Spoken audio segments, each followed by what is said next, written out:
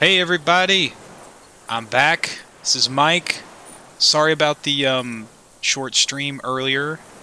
Uh, Probably won't end up posting that, so let's do a quick quick summary again of everything that happened. Um, so last time a we had the tribunal. We had the tribunal. It went about as good as you could have hoped for. Some people died. A lot of people lived. Um, Harry probably saved Kim's life. And then we set out to come to this northern island to investigate where the actual shot came from. This is the last place we haven't ruled out.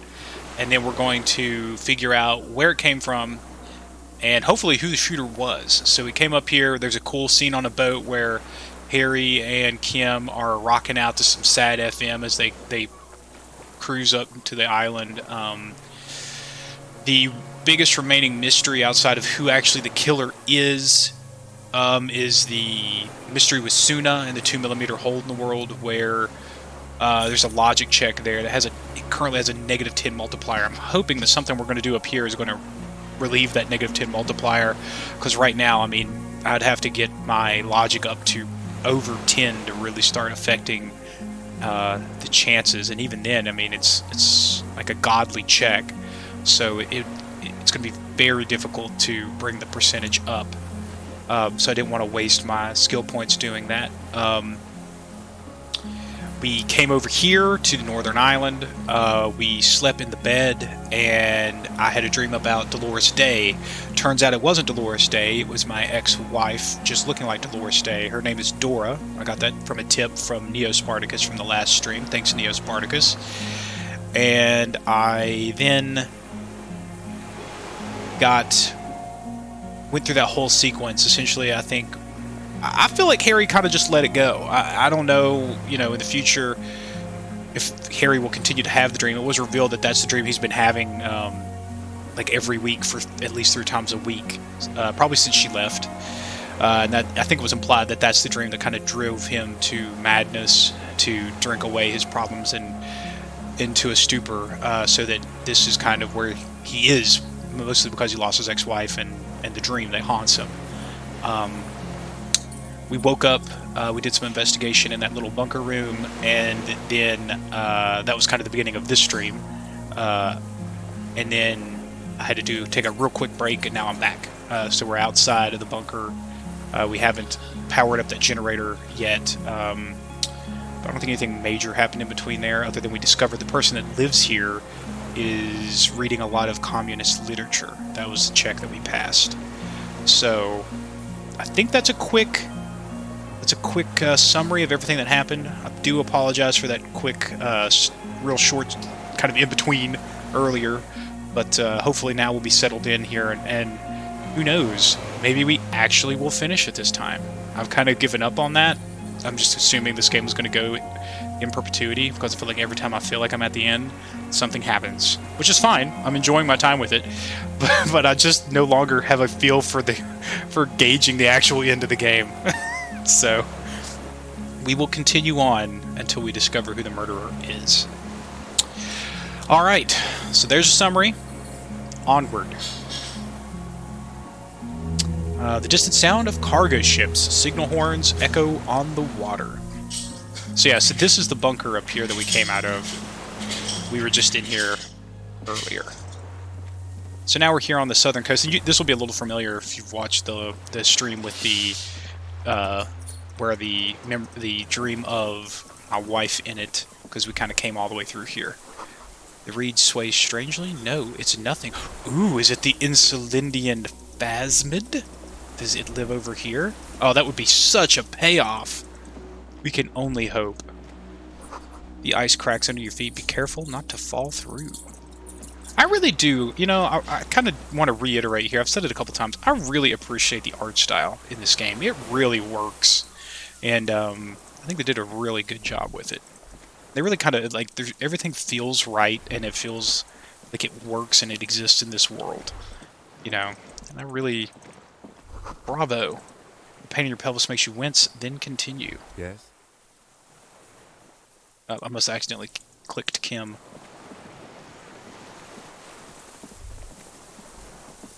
Here is where we kind of went out in the ocean to see Dora.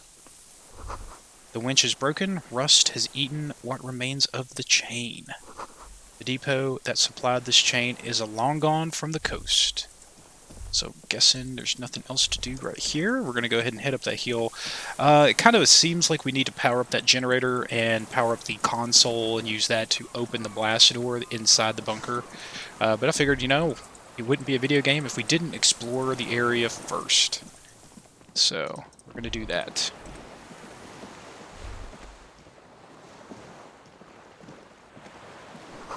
The inside of the fortress. You make out the console and the blast door. Ha! That's funny. As if on cue.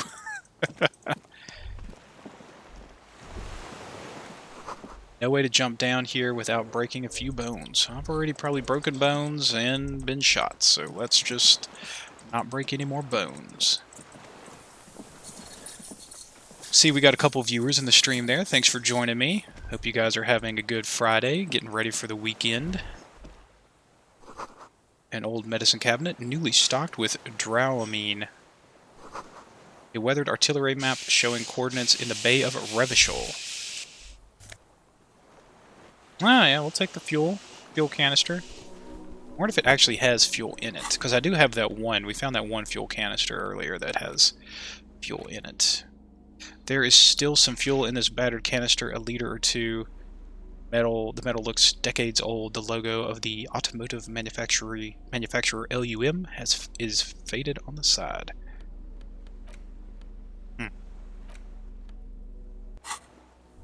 What quests do I currently have? I agreed to Funkitator. Funkitator says that he also loves the art style, compliments the theme. I agree. I think that the kind of whole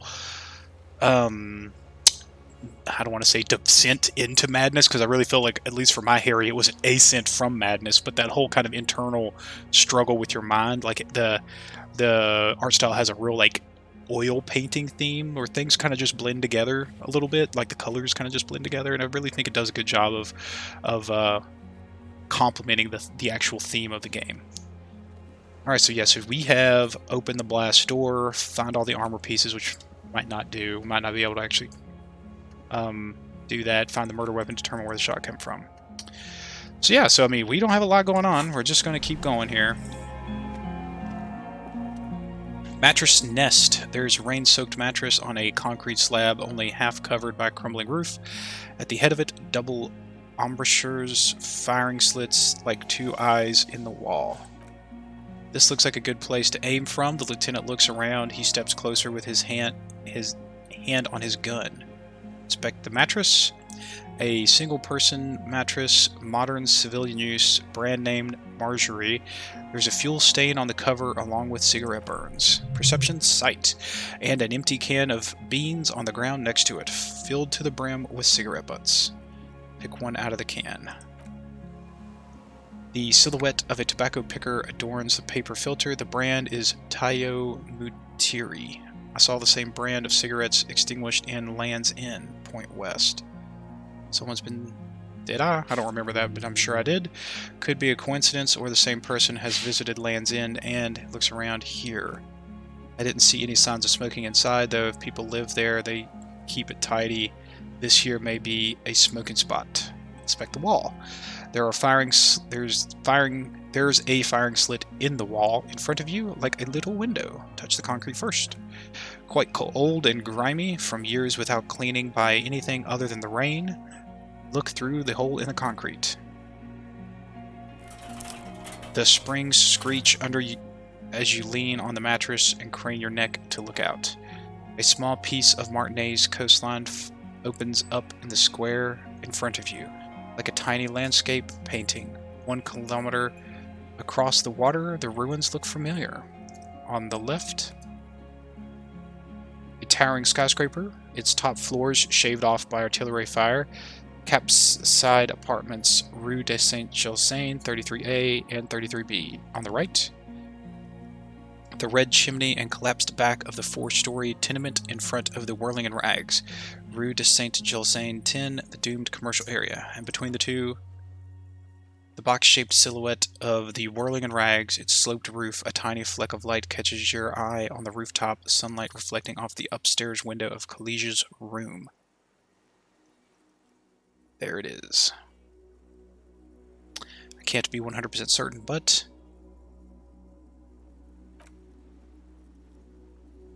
What? Do you have a line of sight to the window? What are you talking about? Can't be certain. It's certain. Thank you, perception. Kim, with a pair of binoculars, I'd be able to see inside the room. Yes, there's an opening between 33A. Yeah, let's just do that. A pair of binoculars or a scope of a rifle. He points to this makeshift bed. You'd be prone, lying on the mattress, barrel resting on the embouchure.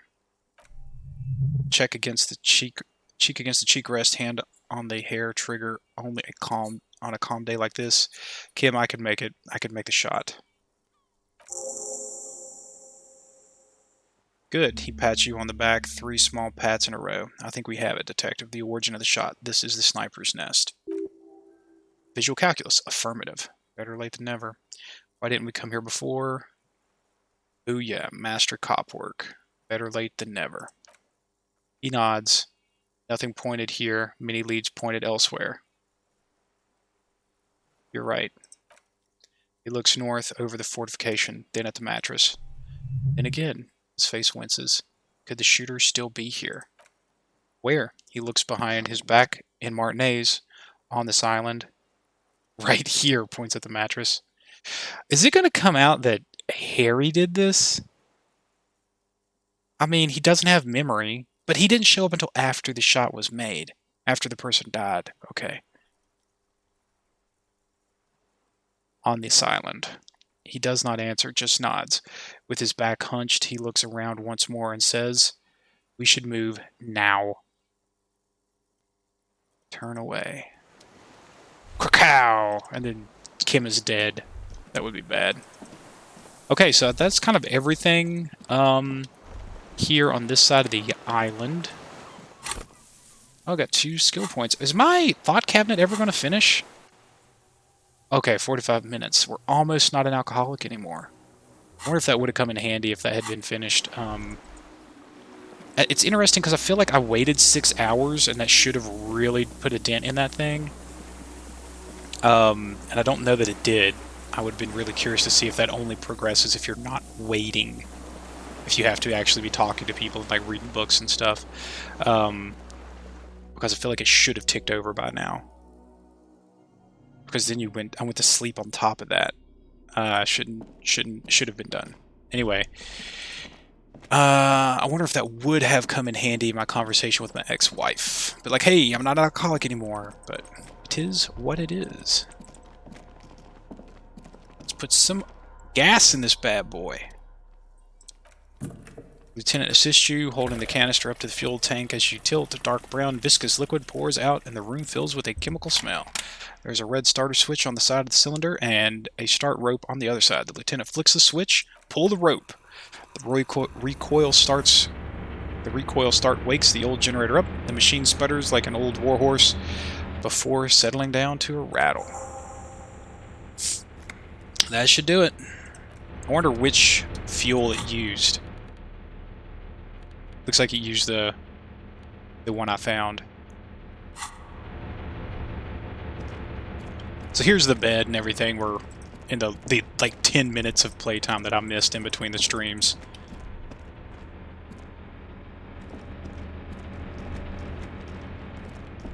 Alright, so here's our options.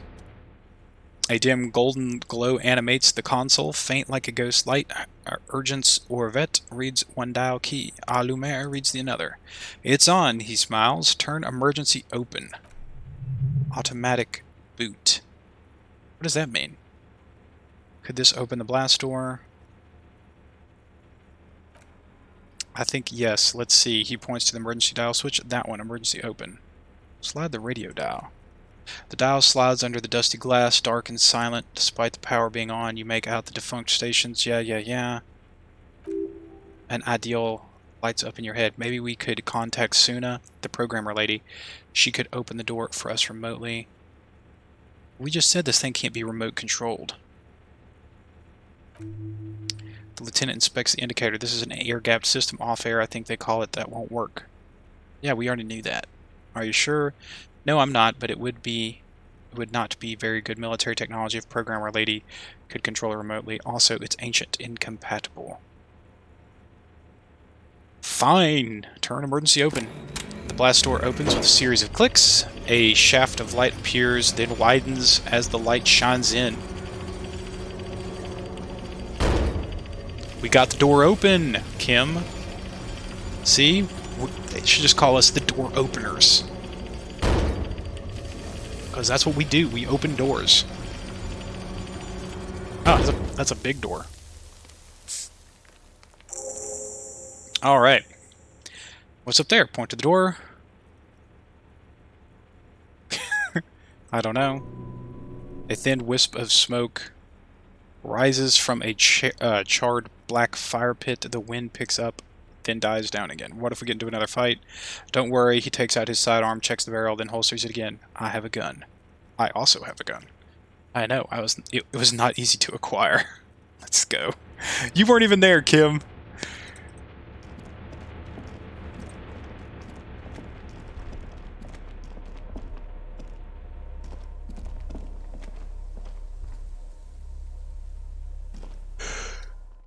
Excuse me.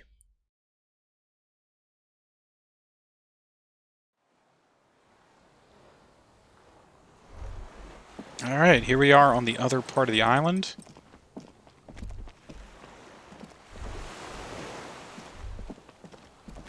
Oh, Maybells. Small white flower blossoms all around you. Dude, I told you, Kim, it is connected. A rubber dinghy, it's deflated, broken.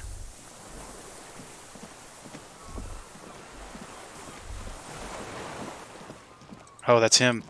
We found him.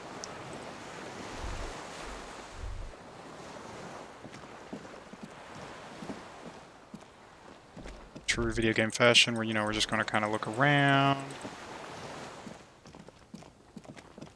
Alright, I don't see anything. Let's talk to this guy.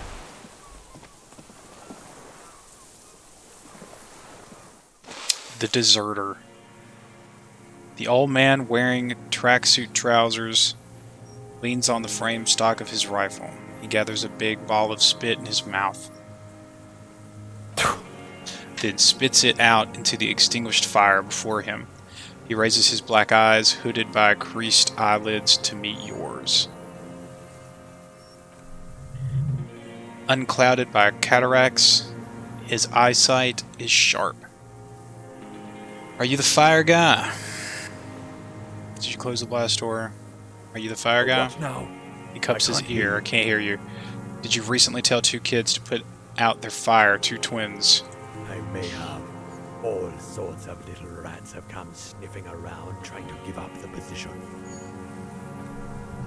Deep position. Sounds like a hiding place. Fire guy. Regressive bourgeoisie henchman. Can't even talk like a grown-up. You've retained your eyesight. My eyesight, yes. Helps me see all this shit. Did you close the blast door? I did. And you opened it. How? I fueled the generator, then used the console. I should have burned that console down. He shakes his head. How did you know I was coming? Reactionary rock and roll music playing on the water. Uh-oh. Told you we shouldn't play sad FM. It was not rock and roll. It was not reactionary. It was cool. The fascists were right about rock and roll. It is degenerate, hip, gyrating mental illness music. God, this guy's just sad. Nice gun you got there. It's not nice. It's a piece of shit. Gets the job done. Is that a Bell McGraw? It's a Dragon 446. Southeast Samaran made, exotic, must be defunct too. No modern rifle manufacturer of that name springs to A mind. Cimarron rifle? How did you get hold of one? Who's what do you mean you're of kindred spirits, Defuncatator? Who? How did you get a hold of It one? was sent to us by our brothers in the Xinyao commune. Military aid.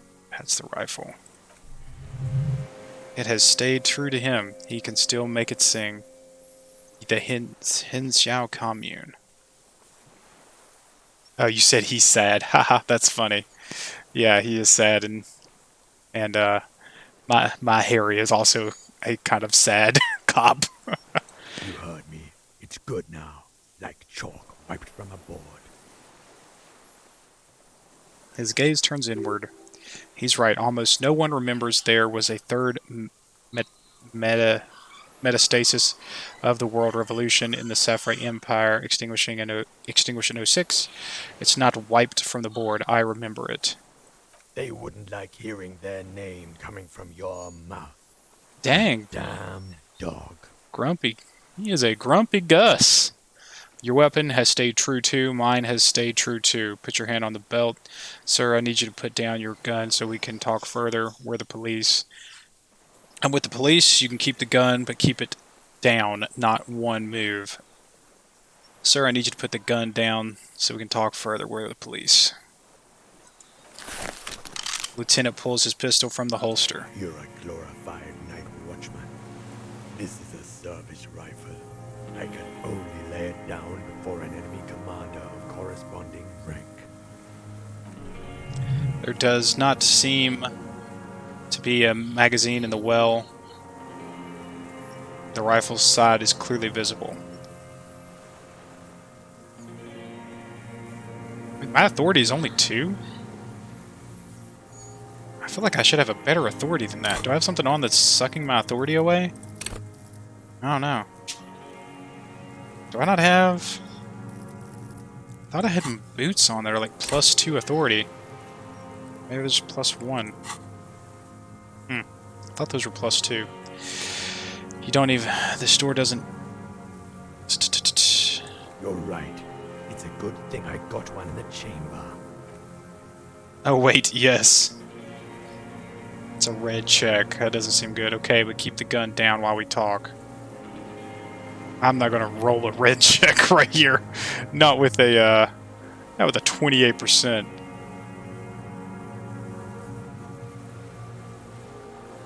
Okay, keep the gun down while we talk.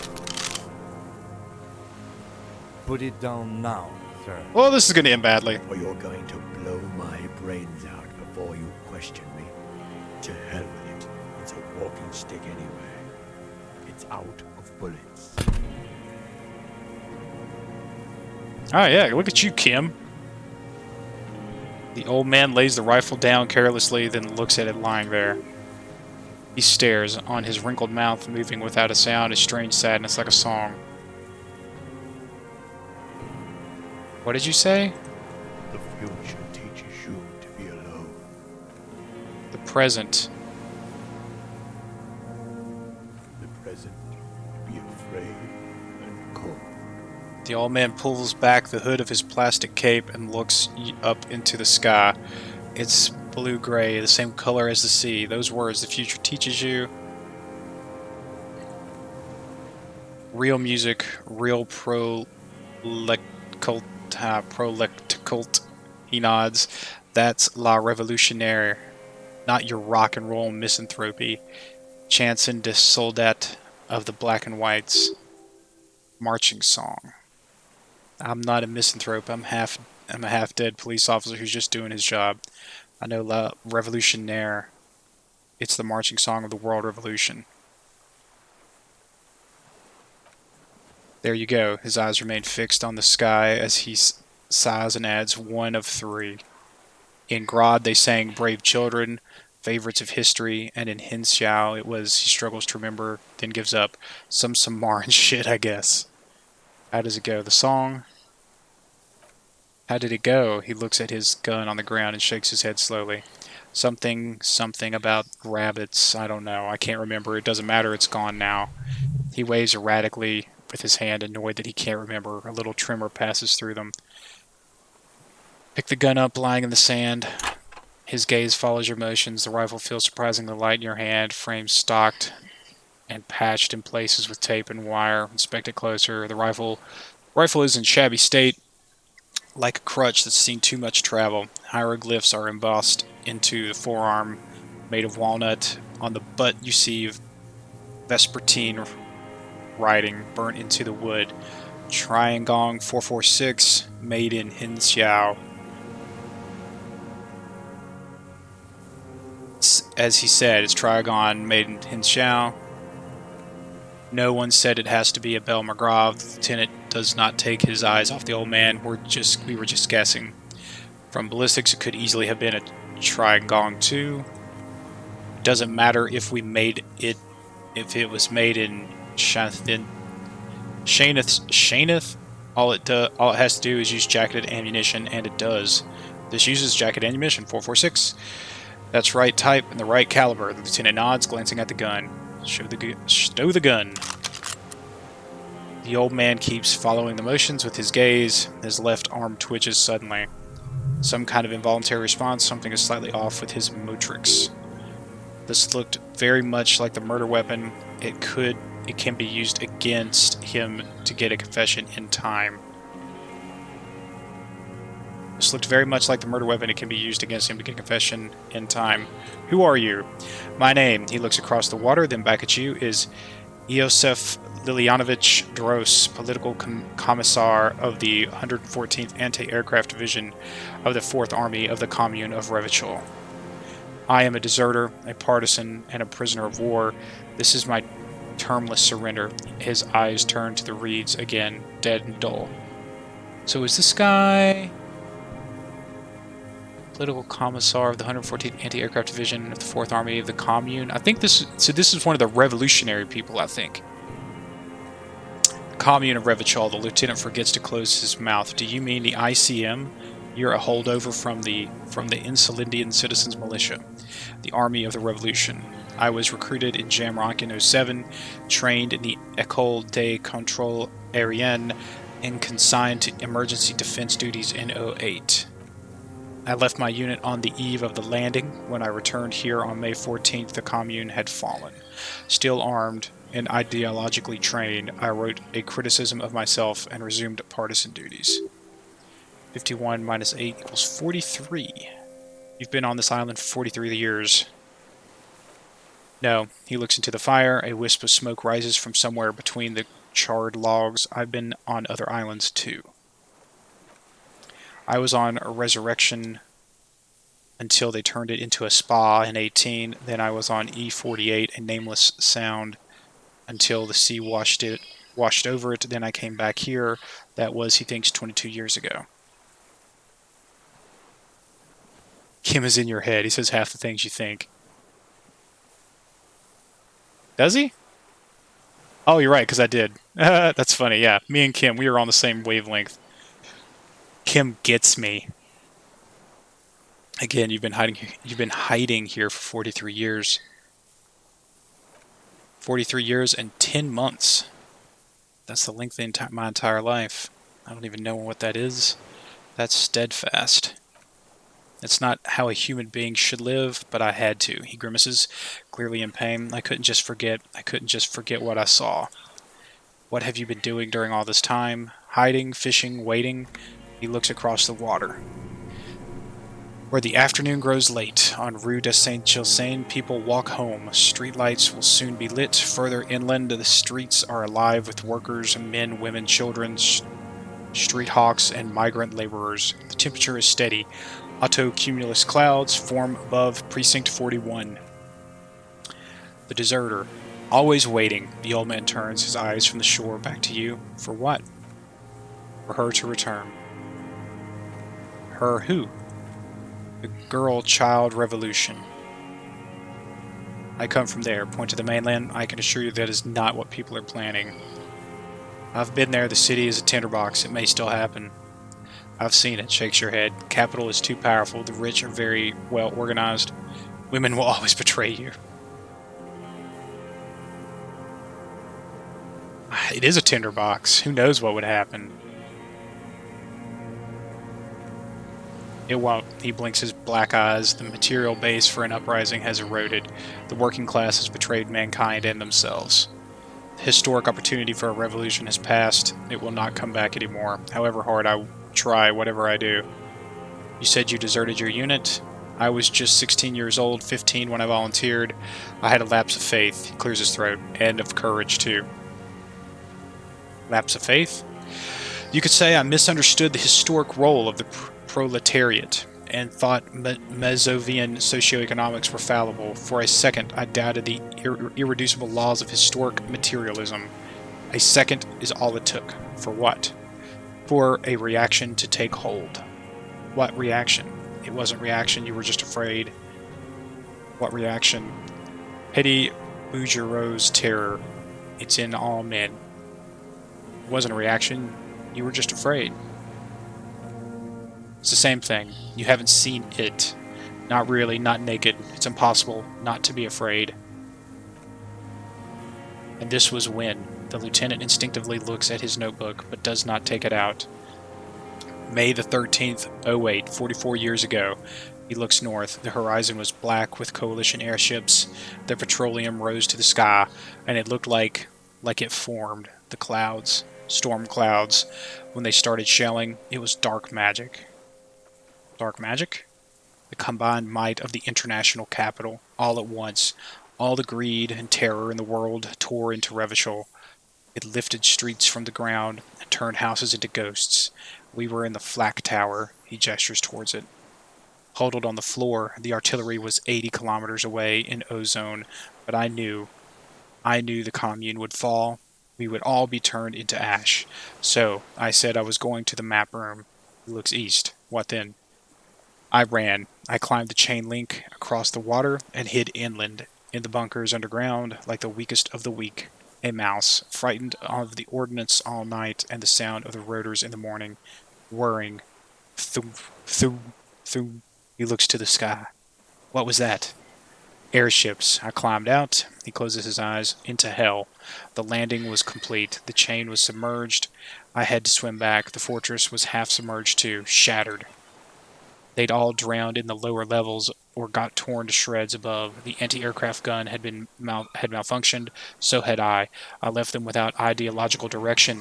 He opens his eyes and stares right through you. It wasn't real. I'd seen it. I'd seen it in reality. Seen what? The mask of humanity fall from capital. It has to take it off to kill everyone. Everything you love, all the people and tenderness in the world, it has to take it off just for 1 second to do the deed. And then you see it as it strangles and beats your friend to death. The sweetest, most courageous people in the world. He's silent for a second. You see the fear and power in its eyes. Then you know. What? That the Borgios are not human. I've always suspected the same. It's definitely enough now. Say nothing, let him finish. You've lost your mind. Say nothing, let him finish. I had to. I had to fight it. I had to never stop. The old man falls silent. His black eyes keep piercing your skin as he looks to some great distance behind you, shaking his head, slowly retreating from it. What is this place, this island? It's not an island. Driot? I feel like that probably means idiot. He looks around. It's a defensive fortification of the commune of Revachol, and I am its last serving defender. What was it used for? The congenially deformed King Philip II built it to restrict access to the Bay of Revachol. We captured it in 02, retrofitted the fort with an AA gun to defend against the airborne landing, against the whole world. You mean the landing, retaking of Revachol? Coalition military called it Operation Death Blow, he winces. I later found out on the radio they called it Death Blow. You're one of them. Tell me, who speaks like that? We had 50 million people on Kalu alone. Coalition military, someone who's... First, I'm not one of them. Sure you are. You're RCM. Answer me. Who calls an operation against 50 million people Death Blow?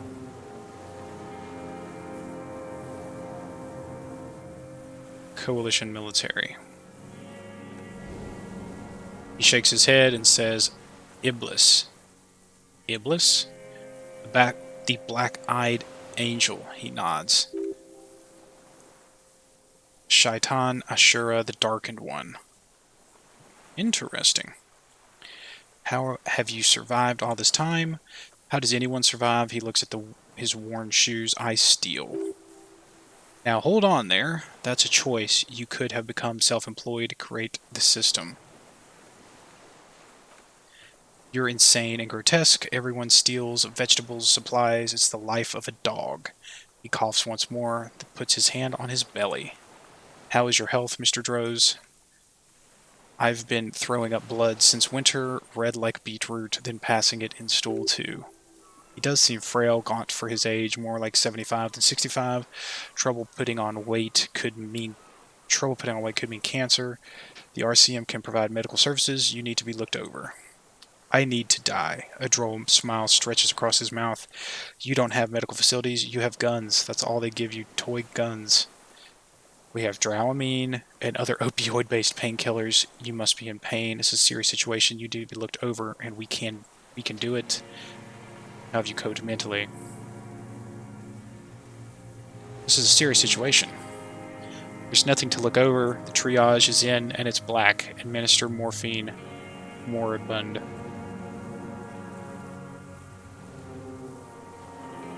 We have Dramamine and other opioid-based painkillers. You must be in pain. A light goes on in his eyes. He smacks his lips dry. I have been running out of that stuff. How have you coped mentally? I haven't. I have holes in my brain, years missing, others filled with pain only. A decade of. His eyes roll into his skull and back. I don't even know what. Inferno.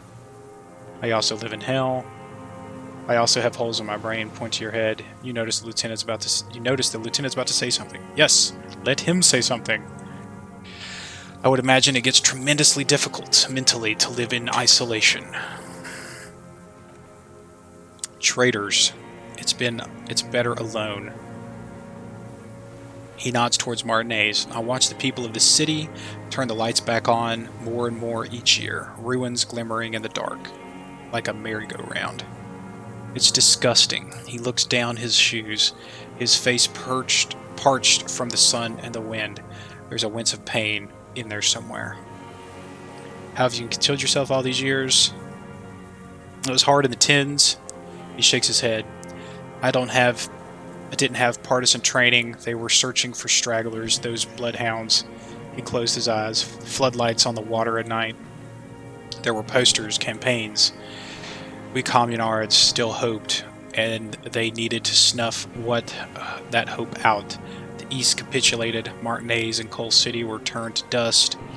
He looked south, but Jamrock, Foulberg, even Kuron and Boogie Street, of course, they had Mazov coursing through their veins, and others too. Some cordons of Revachol were still fighting. There were cells. I tried to contact them. He shakes his head. Soon they all went silent. The frequency's dead. How did you get between here and the mainland? At night I used a dinghy. Excuse me. He nods towards the deflated tire and the reeds. I only went after dark then. When I got to the city, I stayed underground. Patrols, you lot, the commons too. They'd started snitching.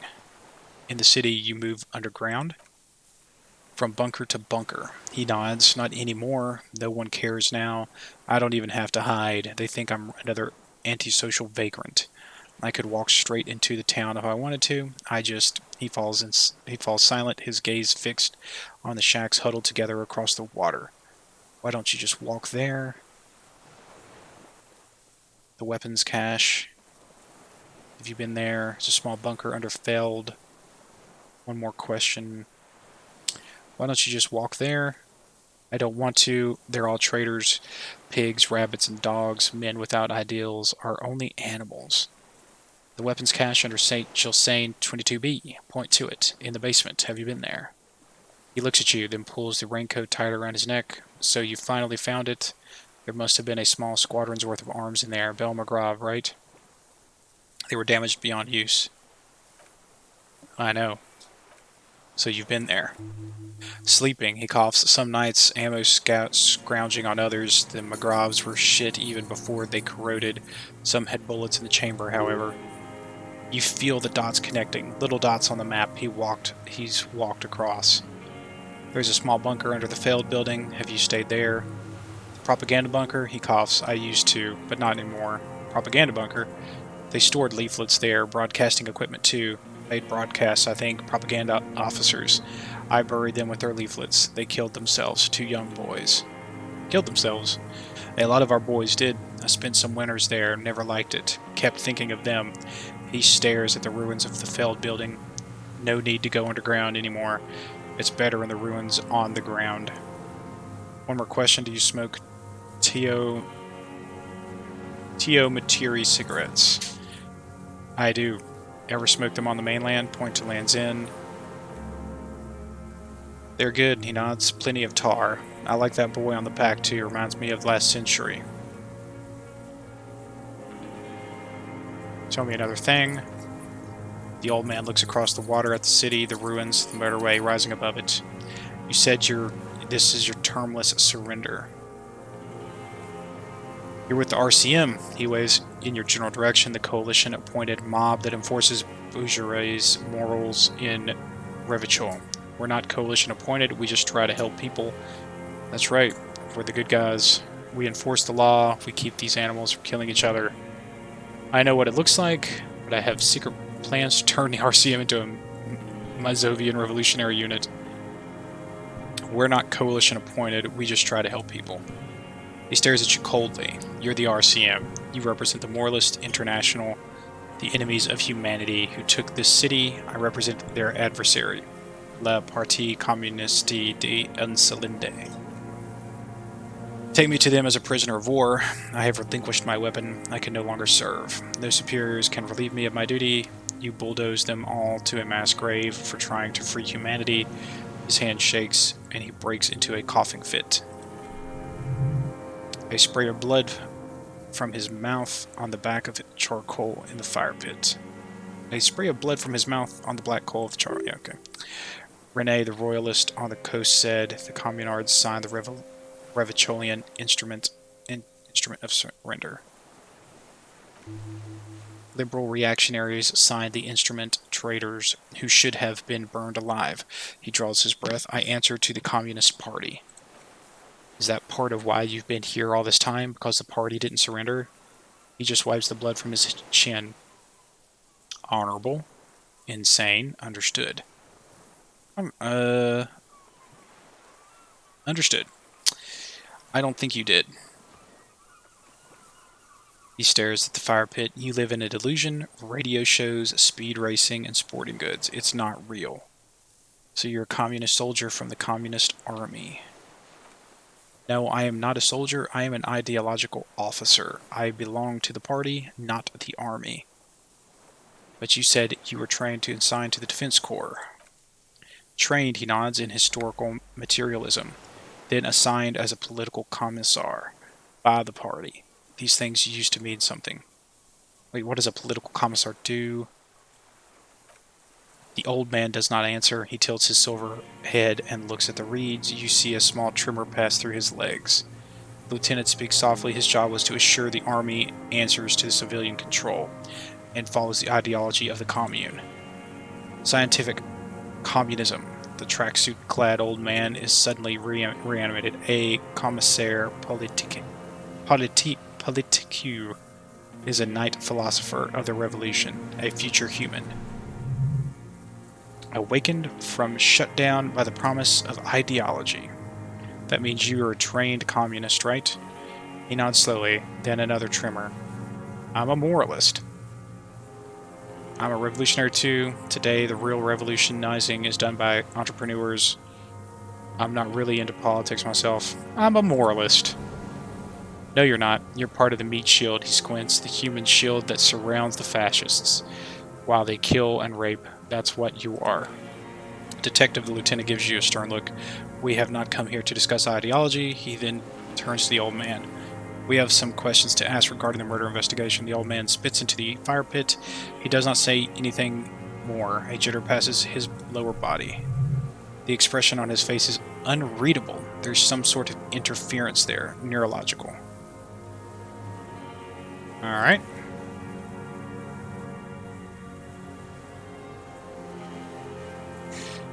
What have you been why have you been using this gun for? I've used it for killing people. Killing people? It's a gun. That's what they're doing. That's what they're for. You want a moralist, if euphemism, defending your family and your property? I haven't done that. I've used it to kill people. Interesting, Lieutenant nods. During or after the war. There is no after the war. He shakes his head and smiles, his teeth rotten black. Class war is never over. So he's continued killing after hostilities ended. Okay, okay. This is it. You can feel it like the battery acid on the tip of your tongue, something you haven't felt in a while, but what? This is what you live for. This is the shit. The great serotonin jackpot. The solution. Go in straight, no euphemisms. He doesn't like those. No, be careful now. Slow and steady does it. Make him repeat it first. Well, which one do I trust? So you're saying you killed people after active fighting stopped. Did you use the gun to shoot and kill Colonel of the security contractor Canal? I know you want to tell me. Have you killed anyone with that gun in the last 2 weeks? Wait, so which one do I say then? That's funny. That's exactly what I just said. Wait, so which one do I say then? Nothing comes to you. Silence. His black eyes look at you. And then a chill, like electricity running up your spine, crawling into your skull. What? All is not as it seems. Detective, the lieutenant turns to you with a disguised impatience. Thank you, Shivers. So you're saying you killed people active fighting stops. What did I just say? He keeps shaking his head erratically suddenly.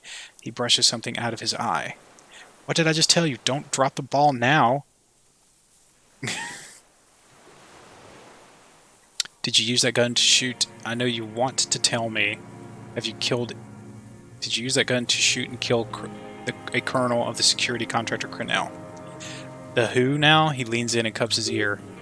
He heard you. He just wants to hear you say it again. This is dramatic flair on his part. Right choice. We're in. Do it, sire. The corpse in ceramic armor hanging behind the whirling of rags. Did you shoot him? Fascist death squad who took a bullet in the mouth the night of March 4th. His name is Elias Courtenaire. He was part of security detail in Martinez. A beautiful, strong man. You know who I mean.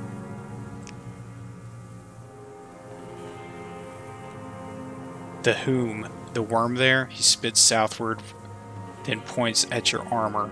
In the monster armor you took from him? Nod. He flashes a gap tooth smile. An ugly piece of work, that boy. Did you kill him? The lieutenant takes a sudden step towards him. I am a son of a welder and an officer of the commune of Revachol. He spits a big one at the lieutenant's feet. I do not collaborate with murderers and pederasts of the liberal regime. A drop of blood in the saliva. Exhaust him with proof. Pile it all on him. Get a confession. The gun, the murder weapon, is perfect opener. The scent of blood in the air, but what else? There was something you can't remember. Something about the tracks. Suddenly all those tracks are confusing. Go with something else first. I don't need your cooperation. I've got him. I've got this. We've done the ballistics. Come on, what are you forgetting? Hit yourself in the side of the head. I don't need your cooperation. I've got this. Show him the Trigon 446. Heh. Not a lot of guns around here use military-grade ammunition, are there? That's a real gun. He points to the lieutenant's holster. Not like your little musketeer pistol. I've seen you prance around with those, jumping hoops for the liberals. You look like imbeciles. Why don't you ask them to give you a real weapon? He chortles, going against the automatic rifles with these toy guns. Of course, you got those boys killed. Damn, he saw you. He watched it happen. He would have a good view of the tribunal from here. It's not just empty boasting. We saved a lot of them. Their leader Titus. We handled the situation. Stop changing the subject. We have the murder weapon. We saved a lot of them. You didn't handle anything. I watched it happen. Oh, I don't have my chest piece on. That's why I don't have authority. Damn it. You didn't handle anything. I watched it happen.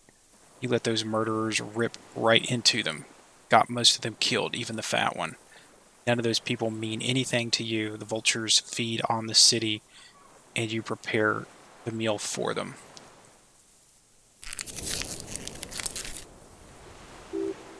You're getting diverted. Push the gun. Only the gun matters. So you watch the fight. The lieutenant points inland. Did you like what you saw? The mayhem? It was all you're doing. Your plan. You got them killed. You don't know anything. A twitch runs across the left side of his face. He stares the lieutenant down. Stop changing the subject. We have the murder weapon. You know what? The lieutenant looks at the weapon demonstrably. You're right. I'm convinced this made the shot. Should we call it? Dramatically ask, do you think we have the murder weapon? I'm calling it we have the murder weapon. Dramatically ask, you think we've got the murder weapon?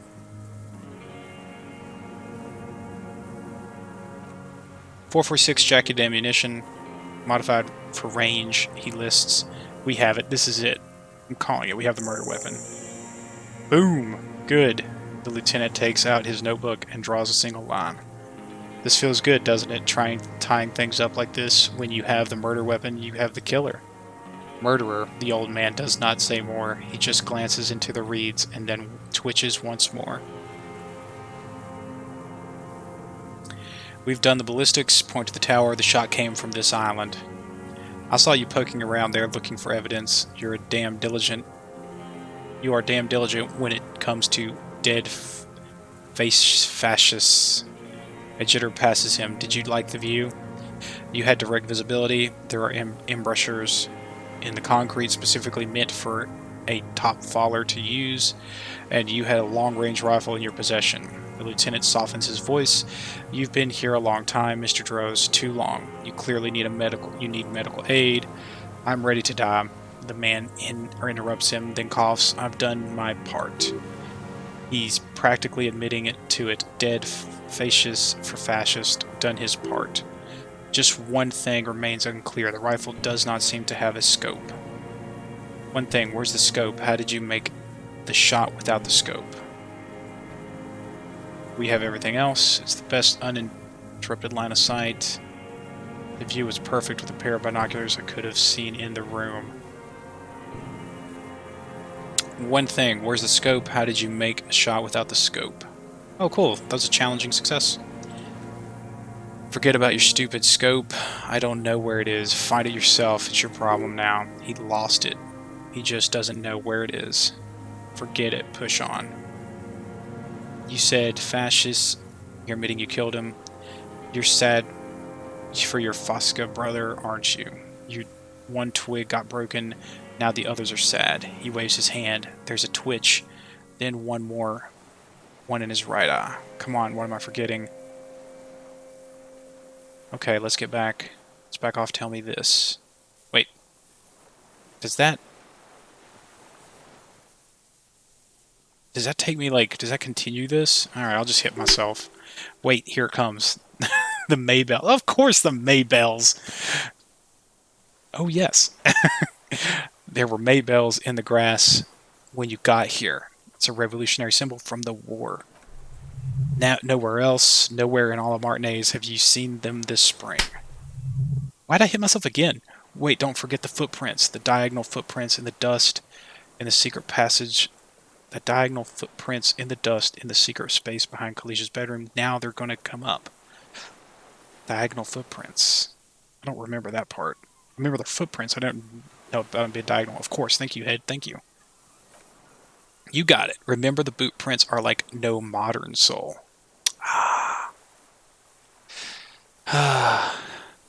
There were Maybells behind the victim's window. Show him the dried flower.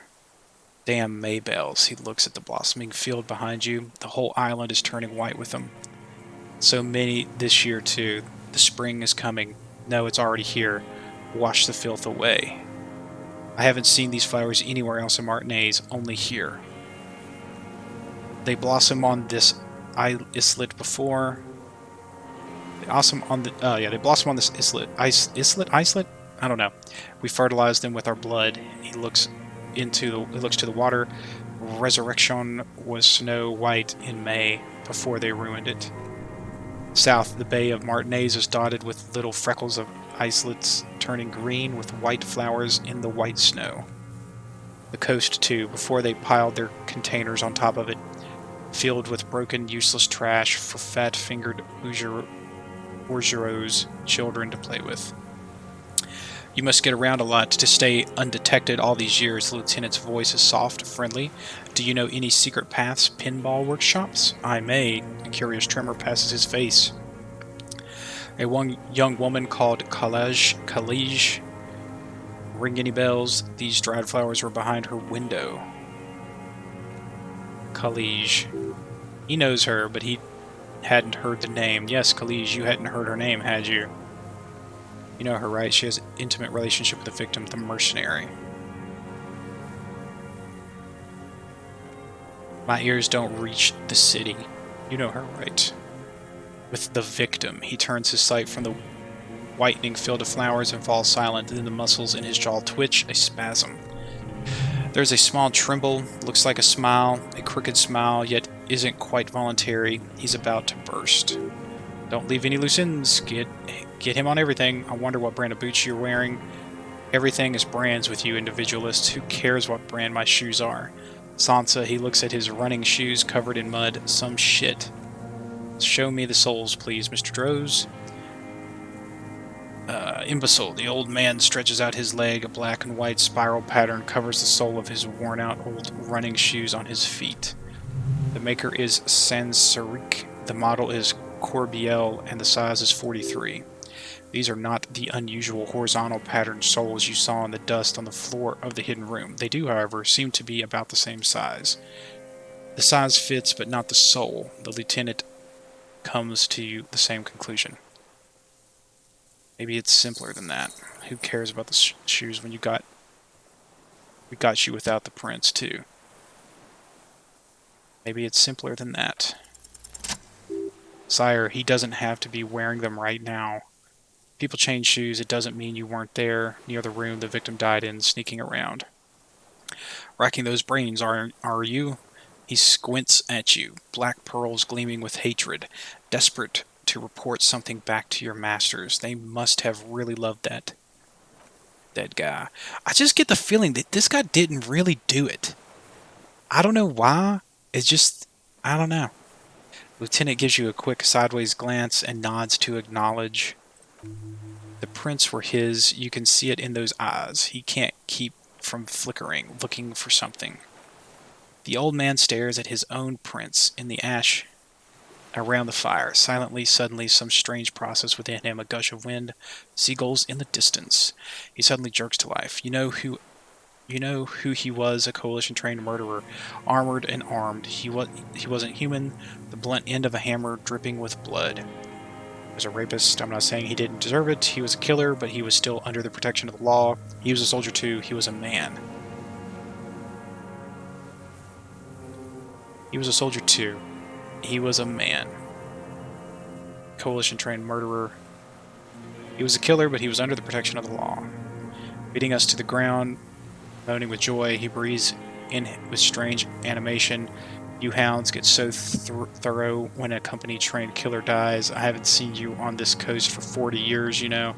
Maybe I should have killed one sooner. Got your attention. He looks you dead in the eye, pupils shaking. Now you stop beating druggies and prostitutes in your basement. Now you come to investigate, not when they died by the hundreds. He beats through the flared nostrils. This is it. Shoot him, shoot him, say shoot him.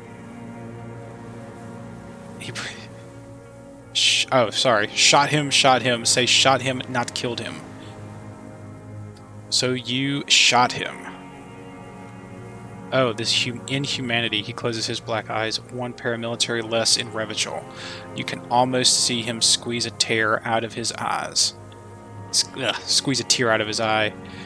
His fists begin to tremble from the anger. Lieutenant raises his right arm to hush you. While the lieutenant listens, holding his breath. Hold your breath. I had them in my sights, both of them. him with the whore. I was breathing with them in phase, and I pulled the trigger and flew on the air until I landed in his mouth. He begins to smile. I didn't think I had a shot like that in me anymore. I did. I saw him kneel there with his mouth full of death and the stupid look on his face. The smile quivers. Then what? Nothing. I went to sleep. Next morning there were Maybells everywhere. The world was white, or what's left of it anyway. My last spring here, I knew the fascists would come to avenge their own. And so they did. The lieutenant just looks at him for 1, maybe 2 seconds, then breaks the silence. Mr. Droz, are you aware you're confessing to murder? Yes, a single word is all he gives. Well then, I guess I was wrong. Lieutenant takes out his notebook slowly, very slowly, and you are looking at them, the victim and the young woman, having sex, through the scope of your rifle that night before you shot them. The old man nods. Why? Because that's what they were doing. He shrugs, then smacks his lips. The motive. This is where the motive is going to come from. I don't understand. He turns to you. Do you, detective? I don't understand this part. Why were you looking at them that night? What is this? Extract a motive. Oh, okay. All we have is find all the armor pieces. I guess we're not going to do that. Why were you looking? I'm always looking. He cocks his head to the side, then turns his eyes to the city. Another tremor passes his left side, lower in intensity. Are you always looking through the scope of a rifle? He explains. I'm just trying to understand. A rifle scope has the best magnification. And if you don't like it, click. You pull the trigger. Yes, he looks you in the eye. Think of it as a form of critique. He will not stop now. These dialectical materialist types never do. Exploit it.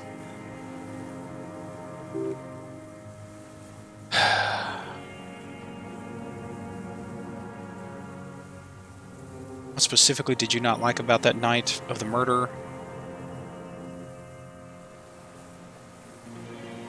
I could go ahead and try this.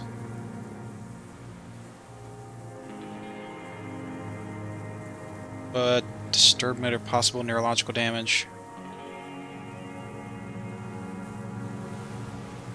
Ay. Looks like this is going to be where we arrest him. What specifically did you not like about what you saw the night of the murder? Them having sex. He looks at the charred wood. I didn't like that. So, you were jealous. Jealousy is a reactionary concept I didn't like. Jealousy is a reactionary concept. I didn't like the Reaver enjoying himself, drugged out, soothed in the arms of a young woman. I wanted him to die so he could not enjoy life anymore.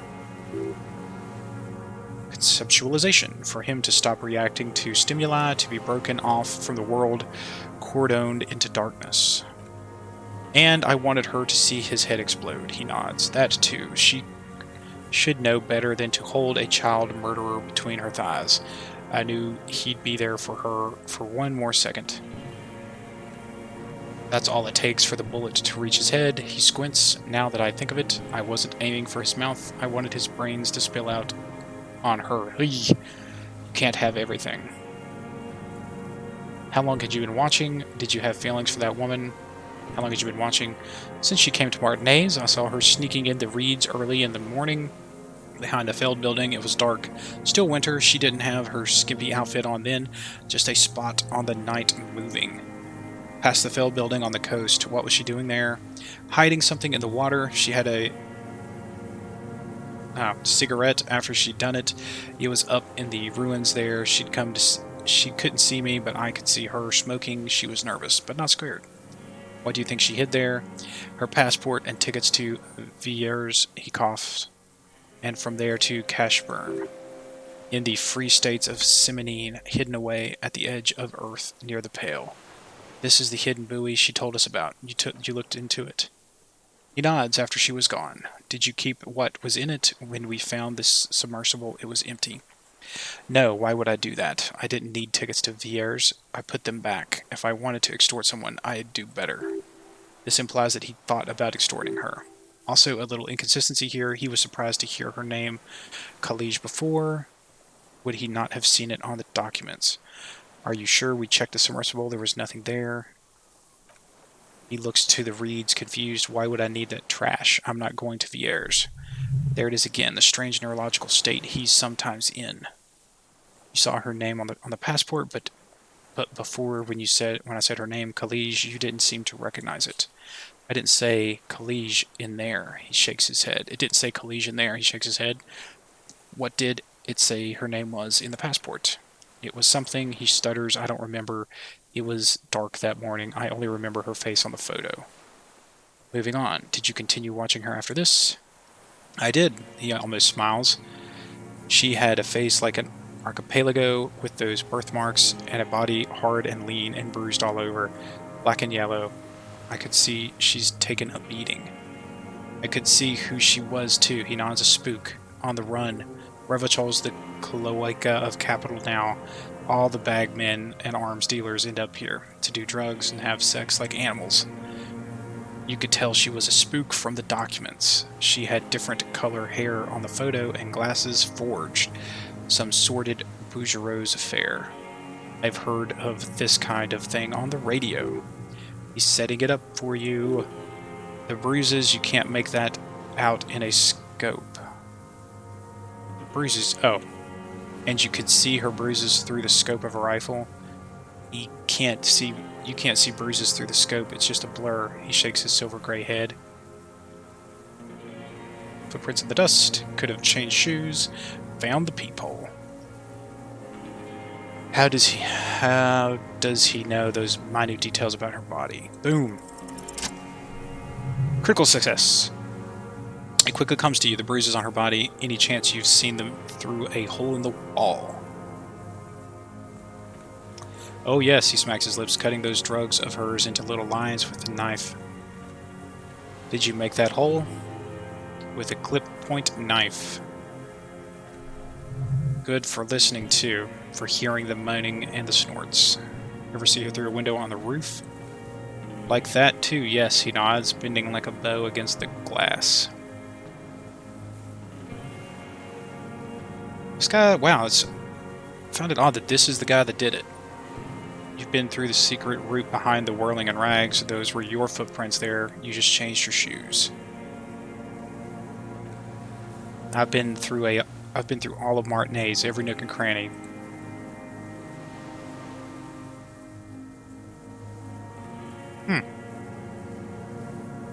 My mouse is messing up. And that too. Yes, that too. Might need to put a new battery in my mouse to finish the game.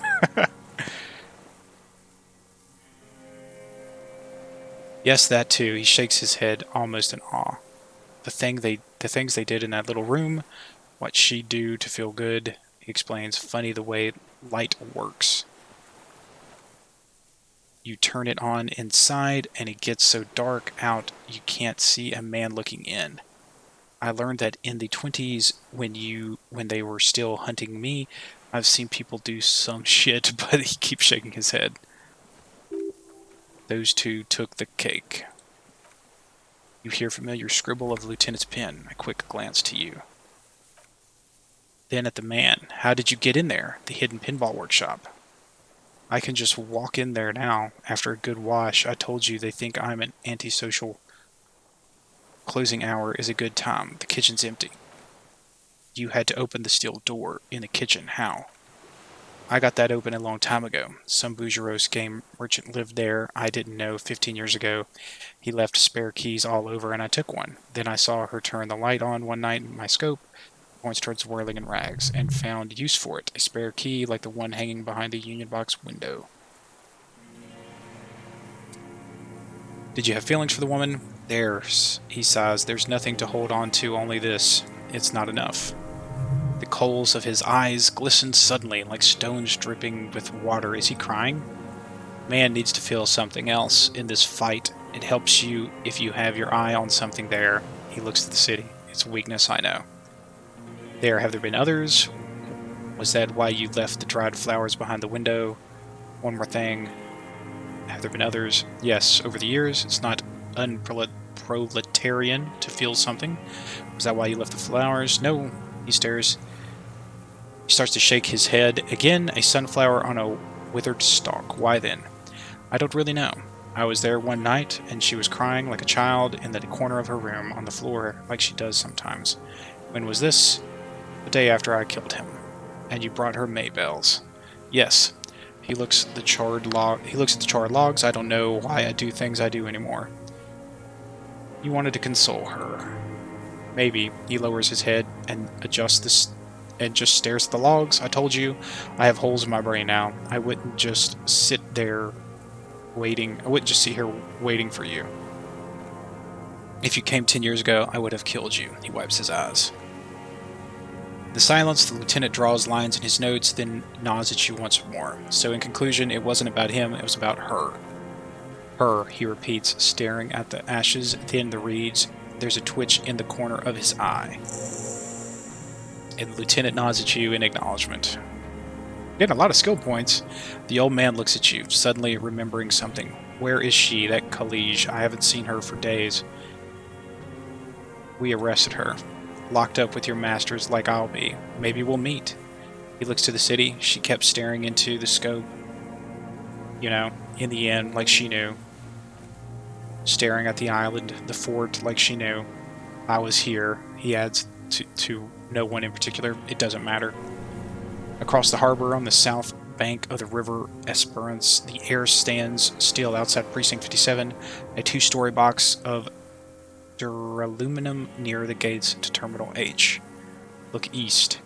Inside, in a cell, a young woman is withdrawing from the amphetamines, barbiturates, and alcohol all at once, while two men in brown suits wave ICP badges at a young policeman. She hears the door open and knows it's over. They've come for her outside. It's springtime. The river flows blue and green into the bay of Martinez. He knew, she knows. He knew she knows. She was looking at the island, figuring it out day by day, cigarette by cigarette. We could get more. The lieutenant uses the opportunity to tell you, in a lowered voice, we've got him talking. Who knows what he's seen and done over the years. Enough. Take him in, bend his arm behind his back, and end this. Been looking at anything else you haven't liked? A tragic comedy. He shakes to life. Druggies, prostitutes, and rentiers.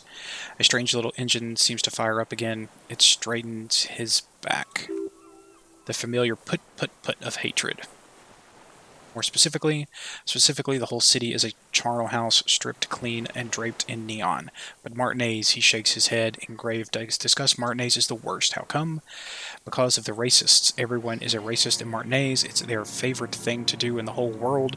Listening to race-themed radio shows in the ruins in their lorries, he points inland. Pumped full of steroids and radio Revachol 92 race. This, race, that. It's all sanctioned by the Social Democratic Union and the farce of a social democrat who runs it.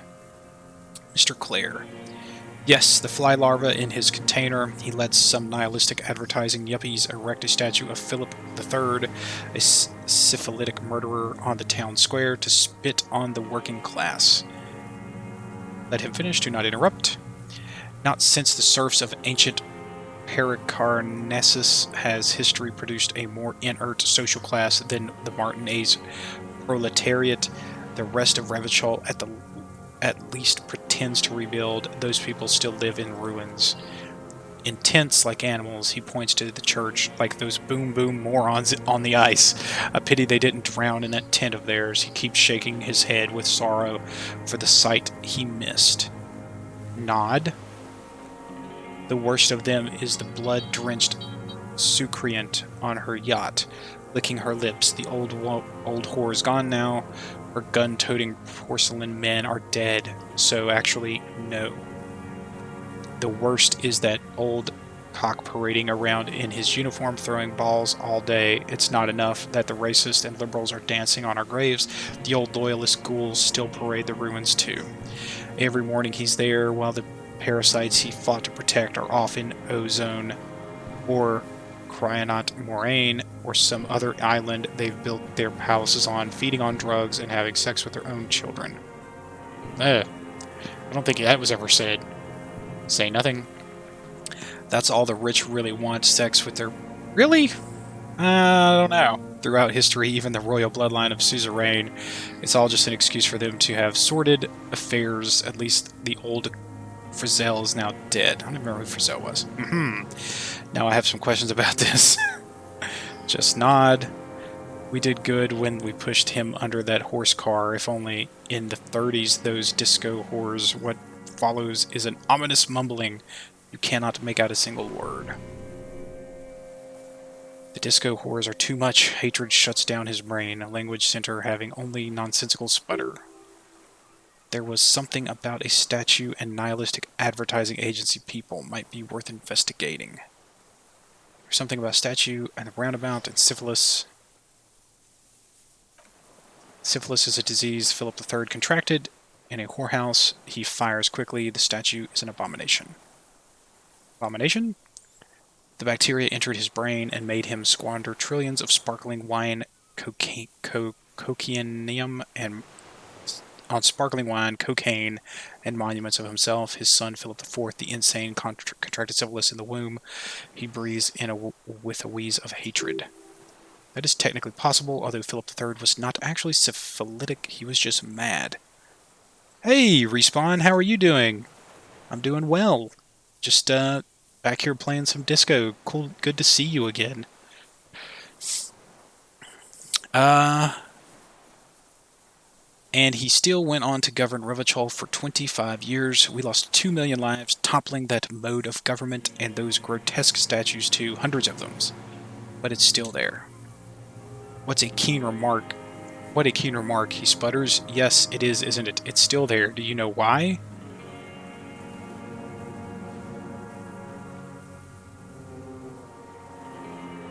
Are you trying to finish the game? Have you right now, Respawn? You haven't finished it yet?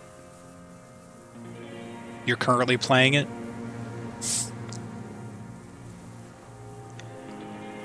What a keen remark, sputters.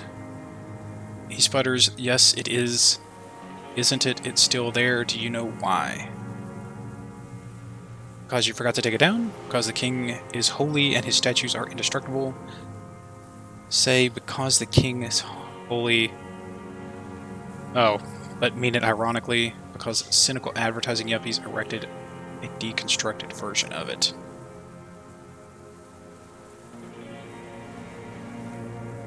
That's right, some advertising cockroaches erected a cynical deconstruction of it. We tore it down with honest working-class plastic explosives, and there it is again. He shakes his head in disgust.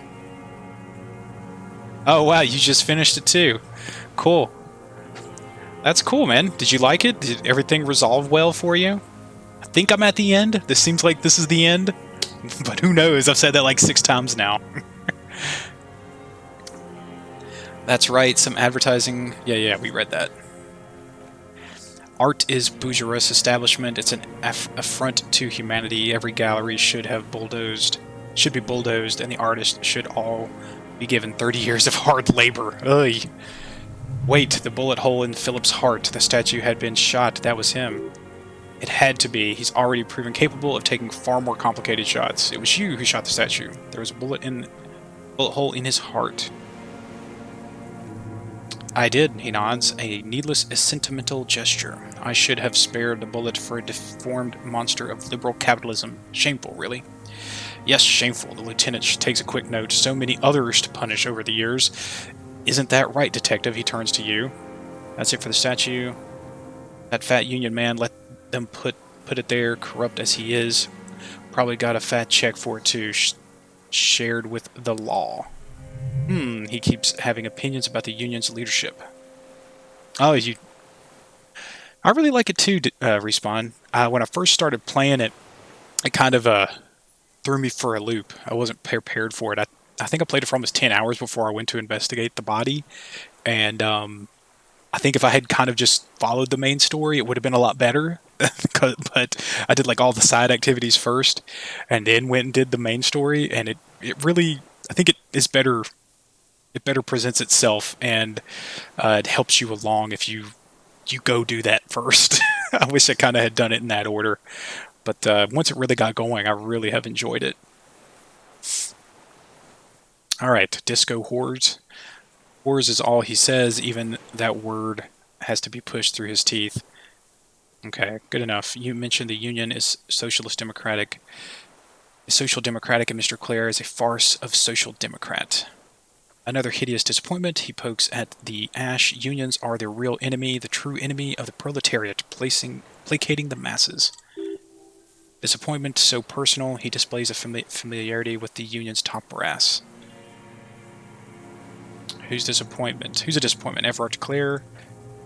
That deformed toad, I wouldn't expect him to wipe his own ass. I mean, the brains of the operation, the smart one. Edgar. You mean Edgar, Everett's brother? The old man chortles with a nod. He talks a big game about uprising and social base. They must have sent the smart one to some university in La Jardin, where it's alienation this and hegemony that. You've talked to Edgar. First against the wall with him, he stopped poking at the Ash now, just shakes his head. So what are you going to play next, Respawn? The Clares wouldn't miss a man hidden in their own backyard. Not all this time. Nothing happens in Martinez without them knowing. Of course, maybe the Clares asked him to. Have you approached them? I haven't approached anyone. I've hid. It was Edgar who came to me. How did he know you were here? He didn't. Just stumbled in like an oaf. He nods to you. He figured it out. Some kids told him about a monster on the island. I told you he has brains. He points to the path leading to the tower. Ooh. Stepped right off the boat, walked down where you came. I even kept the door open for him. Though he was a man of the left, wouldn't rat me out. He shrugs. I was right about one of those things. When was this? 20 years ago. Neither of them could walk now, could they? They were less fat then. That's around the time the Clares came to power. What did you talk about? Edgar did the talking, paid his respects like I was a fossil in a uniform, offered platitudes about the struggle, flaunted his pink degree, even quoted Mazov. Never trust a social democrat, quotes Mazov. He suddenly remembers. Oh, and charity, too. They love their charity. Offered me blankets and social housing. I still have the gas cooker he brought. And he let you be here? Let me be here. He looks around. The ZOC is an unlawful successor of the Commune of Revachol. We took this fortification from the Loyalists. Even the Clares understand this. They let him be here. Understanding was a courtesy. But why such a courtesy? I don't know. Retry the game with a different type of character, psych or other. What did you play as? I'm playing as like a thinker, I think is what it was. This smart class, like visual calculus and logic and whatnot. I've thought about replaying it as well, but it's a little bit longer than I thought it would be. I think the next game I'm going to jump into is Battletoads. So you did Psychic. Okay, cool. Or yeah. Cool. Yeah, I think it would be really fun to replay as a different class, just to see all the different, how everything different plays a little differently. I ended up playing a sorry cop. It'd be kind of cooler to play a crazy cop who's just like, I am the law, and just does a bunch of crazy stuff. But I guess I played a little bit more normal. Mr. Droz, did you kill the Colonel Mercenary for the Clares to incite a riot? You know why I killed that guy? He shakes his head. As to Edgar, I'm not doing anything for that swine again. Again, what have you done for Edgar before? Tried teaching him some Mazovian socioeconomics. They didn't stick. We parted ways. Okay, he didn't do the hanged man for them, but he's insinuating something. There is more here. You can feel it. He was not outright lying, but almost.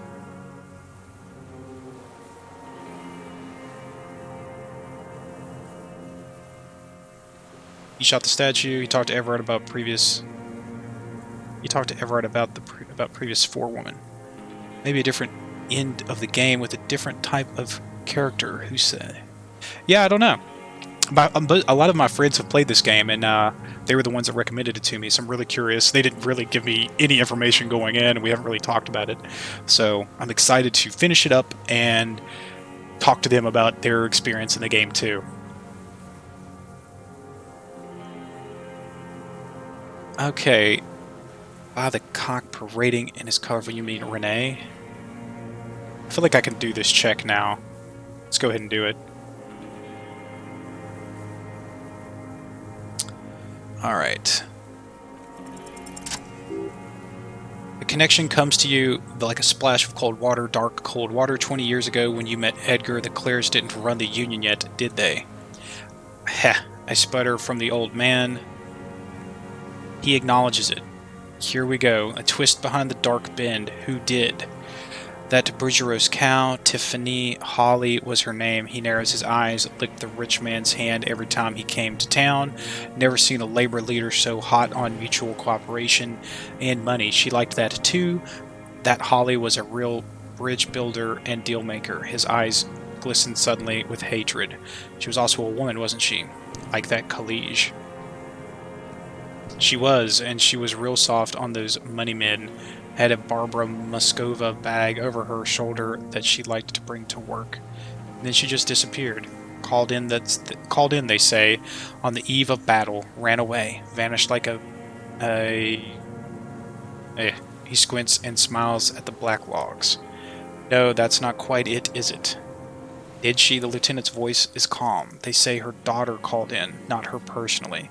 But that wasn't really her daughter, was it? No, I guess it was not. You could swear you see the embers glow again under his eyes on the dust. Edgar had someone make the call. Why is that, Mr. Droz? She could make the call herself. Here it is, the bend in the river. Why? Because she was dead. Just say nothing. Say nothing. The cow caught a bullet in her right lung, fell into the canal, grasping her breast, and drowned. Or bled. Hard to say. It was a sloppy job and a moving target. She was going home, waddling, dressed in yellow, drunk like she often was.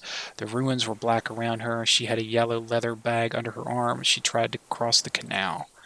Heading home to Grand Couronne or Bentecourt, some place like that, where they build those new battlements for the people who flourish in the hell around her. And the ruins. You killed her, you shot her. It was you. Make a motion like you shot her. Someone shot her, he shrugs. His eyes grow cold suddenly. Or maybe the cow just fell. Maybe it's full of holes. All I know is nothing changed. Not in the material base, not in the hegemony. There was no uprising, just words. The Union fizzled, sogged. Nothing came of it, nothing. Edgar didn't keep his part of the deal.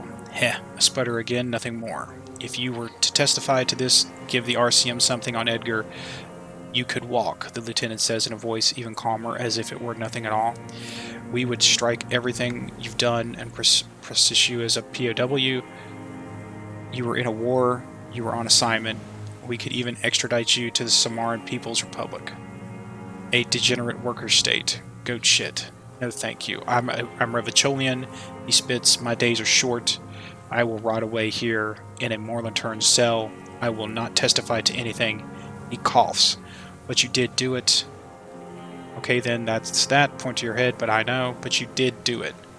I saw it happen, and I liked it. That's all I have to say. I didn't live and fight for 40 years to end up as a collaborationist. I've heard it on Channel 8, 4:80 a.m., Radio Revachol late night. Cool. Everyone is a blobber in this world. Everyone betrays everyone. They're all already locked up for betrayal. The best ones, the ones with heart, were slaughtered, trampled. He looks to the city. By cock parading in colorful uniform, you mean Renee? Every morning for 34 years, he grinds his teeth in rage, throwing that ball, one ball against the other. I've always loathed that game. That is not a working class game. I don't care what they say on the radio, June. Royalist ghouls play it like it was a life itself. Click-clack, he makes the sound of balls connecting across water each day, and that uniform, like a parrot's plumage. I had that uniform. It'd been funny to actually have it on. I wonder what he would have done differently. I won't even mention that he's a traitor to his race a Pintech maniac race trader. Whoa, whoa, whoa. Let's back off here before you get too agitated.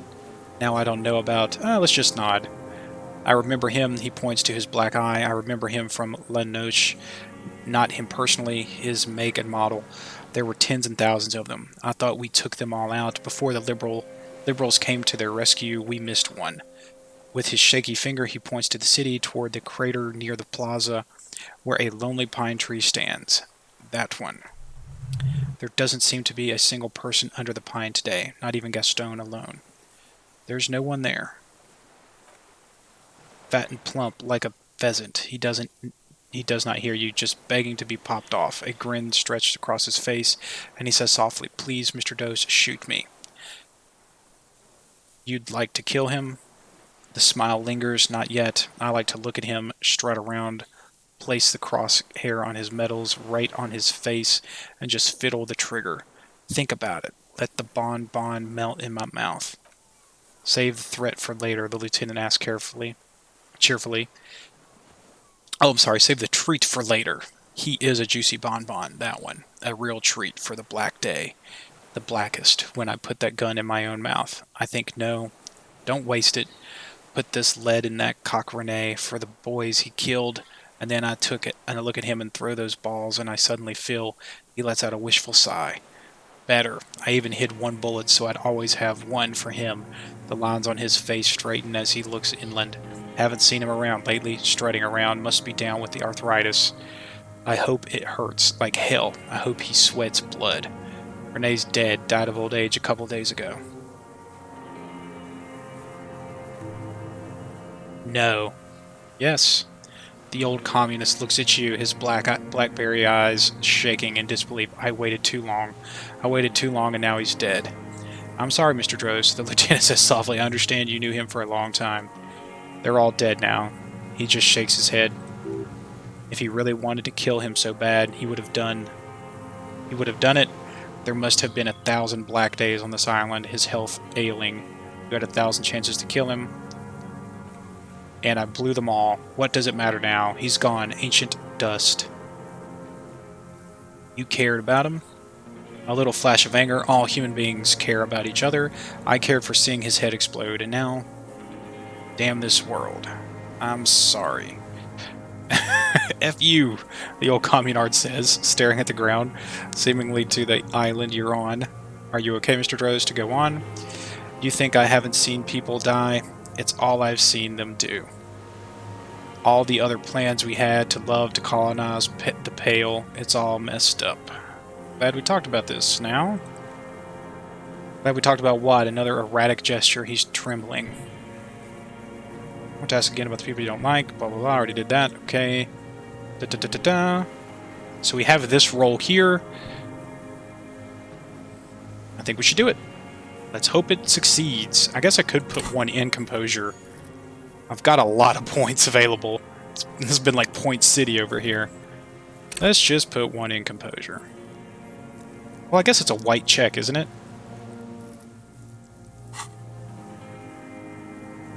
Yep. Success!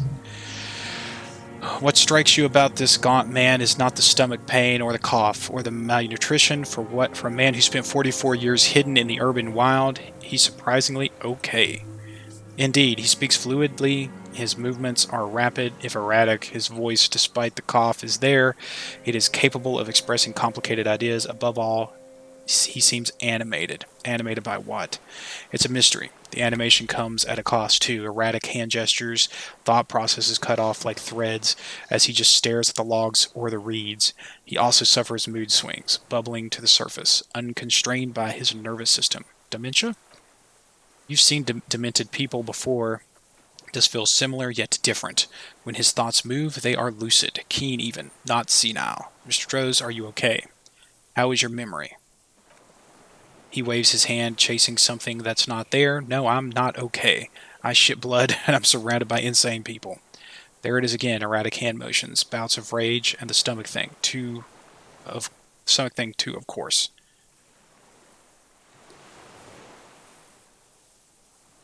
We need to find the... scope. We don't have the scope. Should I just arrest this guy? That's it for now. Old man, stay put. I don't really know what to do. I'm kind of like at the end of my rope here. I kind of want to talk to Kim. I mean, he's admitted to everything, so we should probably just arrest him.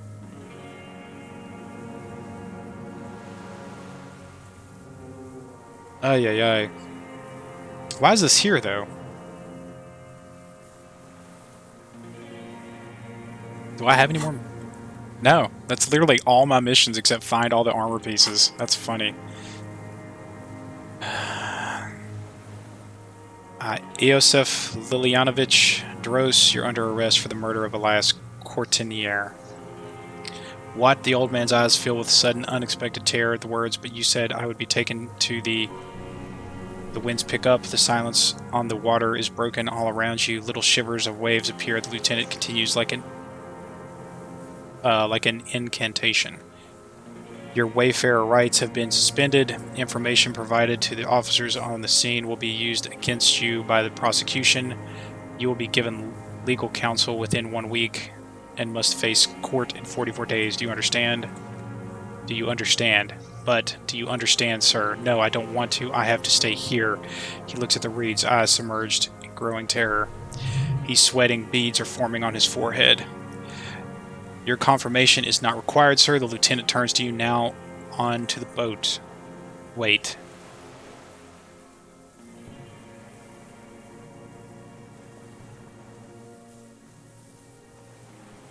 Oh, I really hope this checks. Success! There it is again. To your north, as it has been since you came to the coast, the reeds whisper, stalks rubbing against each other, but then in the middle of it, something completely different. It sounds like a bow very slowly being drawn against the strings of a violin, a very small violin made of reeds and rushes. And then it's gone, drowned out by the lieutenant's voice. Maybe there is a room for 3 on the boat. Shh, Kim, do you hear that? What? What are you talking about? Is this, the old man's voice drowns in sudden gust of wind, really us? Your skin crawls. It's the Insulindian Phasmid! It is! The Phasmid lives!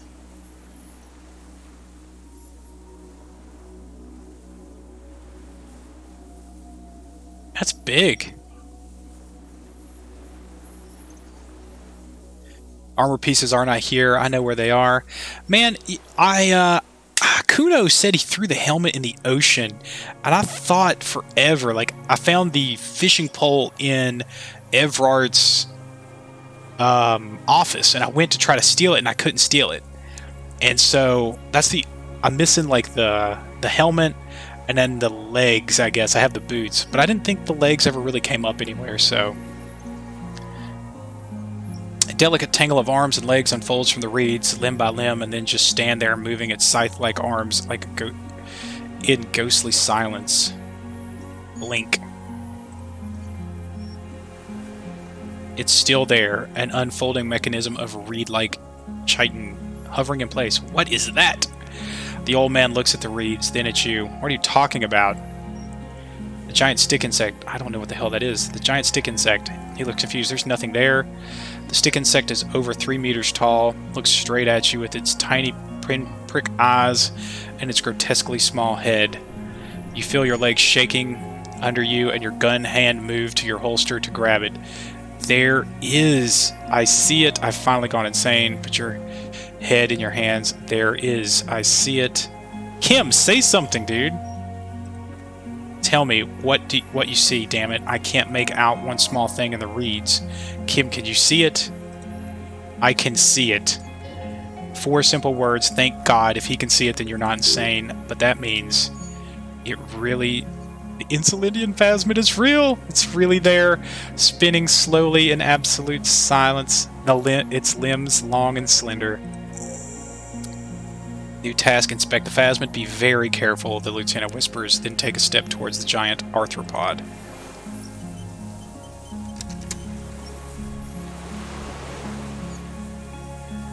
I'm going to save it. Just be safe.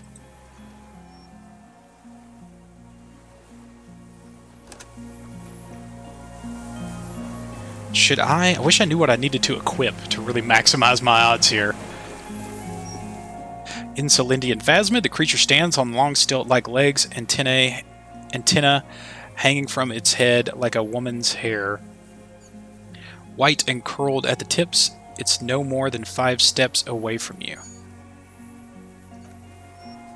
Reed-like tufts stick out of its joints. As the insect moves its forearms, it produces a faint hiss, like a reel-to-reel machine spinning after the tape breaks. Oh, good. Lena's childhood experience. The hiss is different from the strings you heard before. It says something else in a lower pitch. Listen carefully. Shh, shh. Whisper, this is the Insolindian Phasmid. The lieutenant whispers behind you. You hear the familiar ringing of its jacket unzipping slowly, painstakingly slow. You glance over your shoulder. The man holds a piece of mild aluminum. It begins to pull open, extremely careful. It's the camera. No, the flash will scare the creature off. Warn him now. Kim, whisper, the flash is loud. It won't like that. We need a photo. No one will believe us. He continues to pull the lens open. From the corner of your eye, you see a sudden cascade of motions ripple through the Phasmid's limbs. A series of ultrasonic clicks fill your ear. Stop. Let me approach it first. I won't be one of those fools who didn't take a picture. He has stopped fiddling with the camera, but does not put it down. You see the Phasmid turn to him, its mandible antenna reaching out. The motions are quick. Whisper, who cares what they think, Kim? I have the pheromone. I can approach it. Whisper, who cares what they think, Kim? Understood. Of course. Says with a nod. Whew! The spindly mechanism turns itself back to you, its antenna taking their measure of the air slowly. Quietly, something like, hey, you don't be afraid. Nothing changes in this cyclical praying motion of the creature's limbs. They are porcelain white on the inside and reed colored on the out, beige, light brown, and striped. You are unsure if it's scared or not. Its insect mind is impenetrable to your reasoning. Oh, 83% on a red check. Electrochemistry, you say? Good thing I have so many skill points to use. Let's put 1 in electrochemistry. 92% is better. Success! Slowly, with your breath held, you take 2 small steps toward the Phasmid. The creature lets out a series of ultrasonic clicks that swarm around your head like swallows.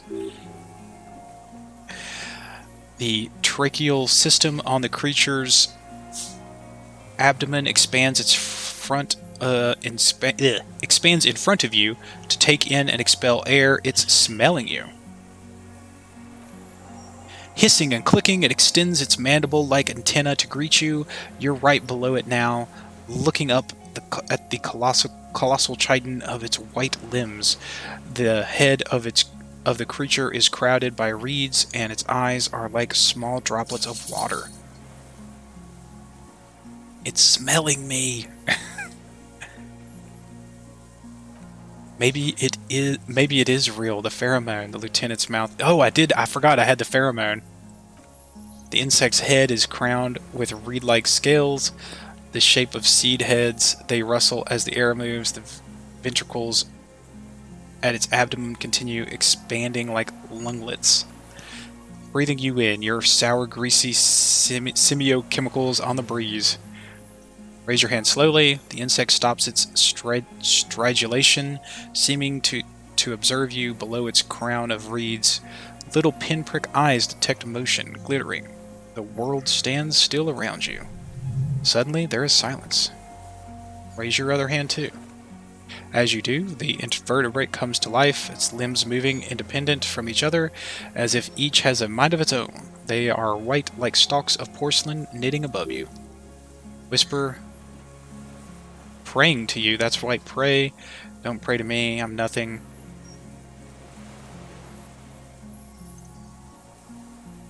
Praying to you? Don't pray to me. I feel like I'm going, if I talk loudly, it's going to run away. I don't want it to pray to me, but put your hands down instead. Don't pray to me. I'm nothing. This thing runs away. I'm going to be so mad. Put your hands down instead. Sets of complex eyes follow you, droplets of dew on either side of your head. Hello, I'm Harry. I don't really know who I am. No reply. A total ancient silence comes from its mouth, along with what appears to be some kind of foam. The stridulations of its limbs continue all around you. Stand on your tiptoes and look more closely.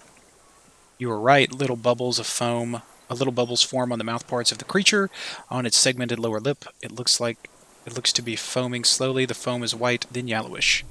The faintest smell like you've never felt before, like burnt roses. Let your heels drop back. Whisper Kim, it's foaming. Careful, it may be poisonous. The lieutenant watches you apprehensively. The foam slowly turns a darker shade, like burnt caramel. As the insect moves its mouthparts, masticating, the little bubbles begin to burst one by one, letting out the same smell like summer burning. Spoke to the hangman, did not give up on the phasmid. Knows of parthenogenesis. Is that a white check? It is. Let's go ahead and roll this. Success! I exist. I exist too. I'm a detective. Is this a dream? What's happening? What exactly are you? I have to say goodbye now. I have no more thoughts. That was all. I exist too. Tell me what it's like for you. It's wunderbar. I'm ill. If I tell you what will happen. Fire burning. I'm ill. What was your illness? My body aches. I'm bleeding. I'm ill in my head. I'm insane. That's how it is for me. In my heart, for me it's sadness. Input after input. For me it's not like that. I have states, not emotions. For example, I experience excitement at unexpected sugar rewards, but that is not important. Now I will tell you how it is for me. For me, it is a series of half-lit images, a kind of darkness being intruded upon, transient, dim, moist. Intruded upon by what? Shapes of plants and animals and internal sensations. A swarm of sounds, tiny vibrations on the inside of my forearms, all speak of complexities totally beyond my understanding. I am at the end of a narrow funnel, weightless, so light it only feels like something to be me in truth. Perhaps I am nothing. I certainly do not have a soul, and if I did, it would never ache. You're the type of animal I'd like to be. I'm glad to be me, an incredibly sensitive instrument.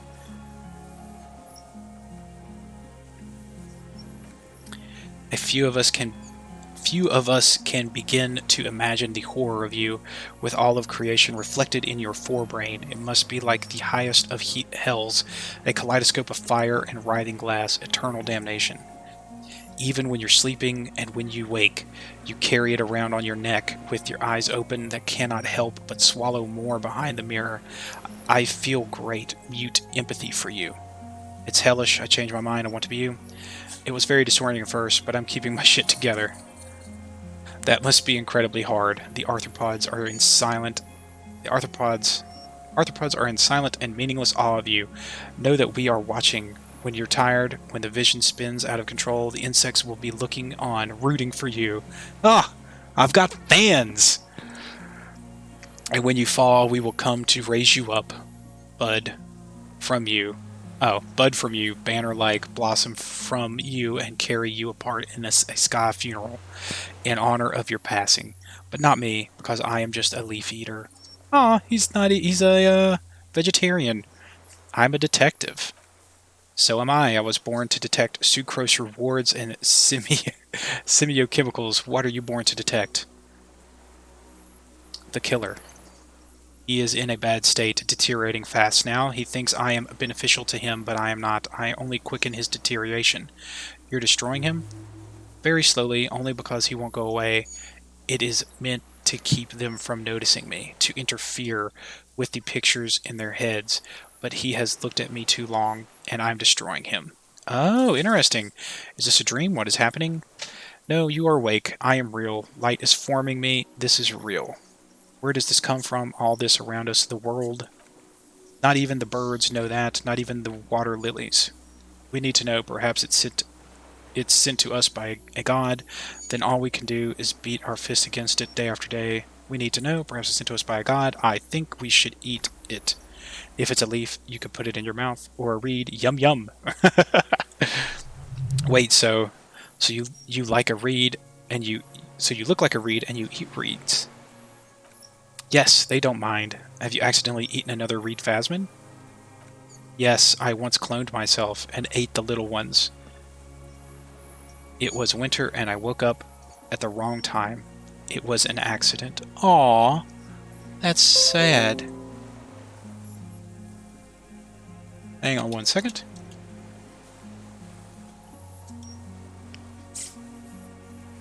Alright, back we go. What exactly are you? I am an unknown species of the order Phantasmodea, endemic to the Insulindian Isola. For the last 350 years I have hidden in plain sight, masquerading as the reeds, molding, cloning myself, unfolding at night to play with the trash bins and buoys. I went unnoticed by the first settlers and the land surveyors of the suzerain, also by the soldiers of the Revolution and the officials of the occupation. Even the Simonese Islanders who came here first, but did not stay, have not seen me.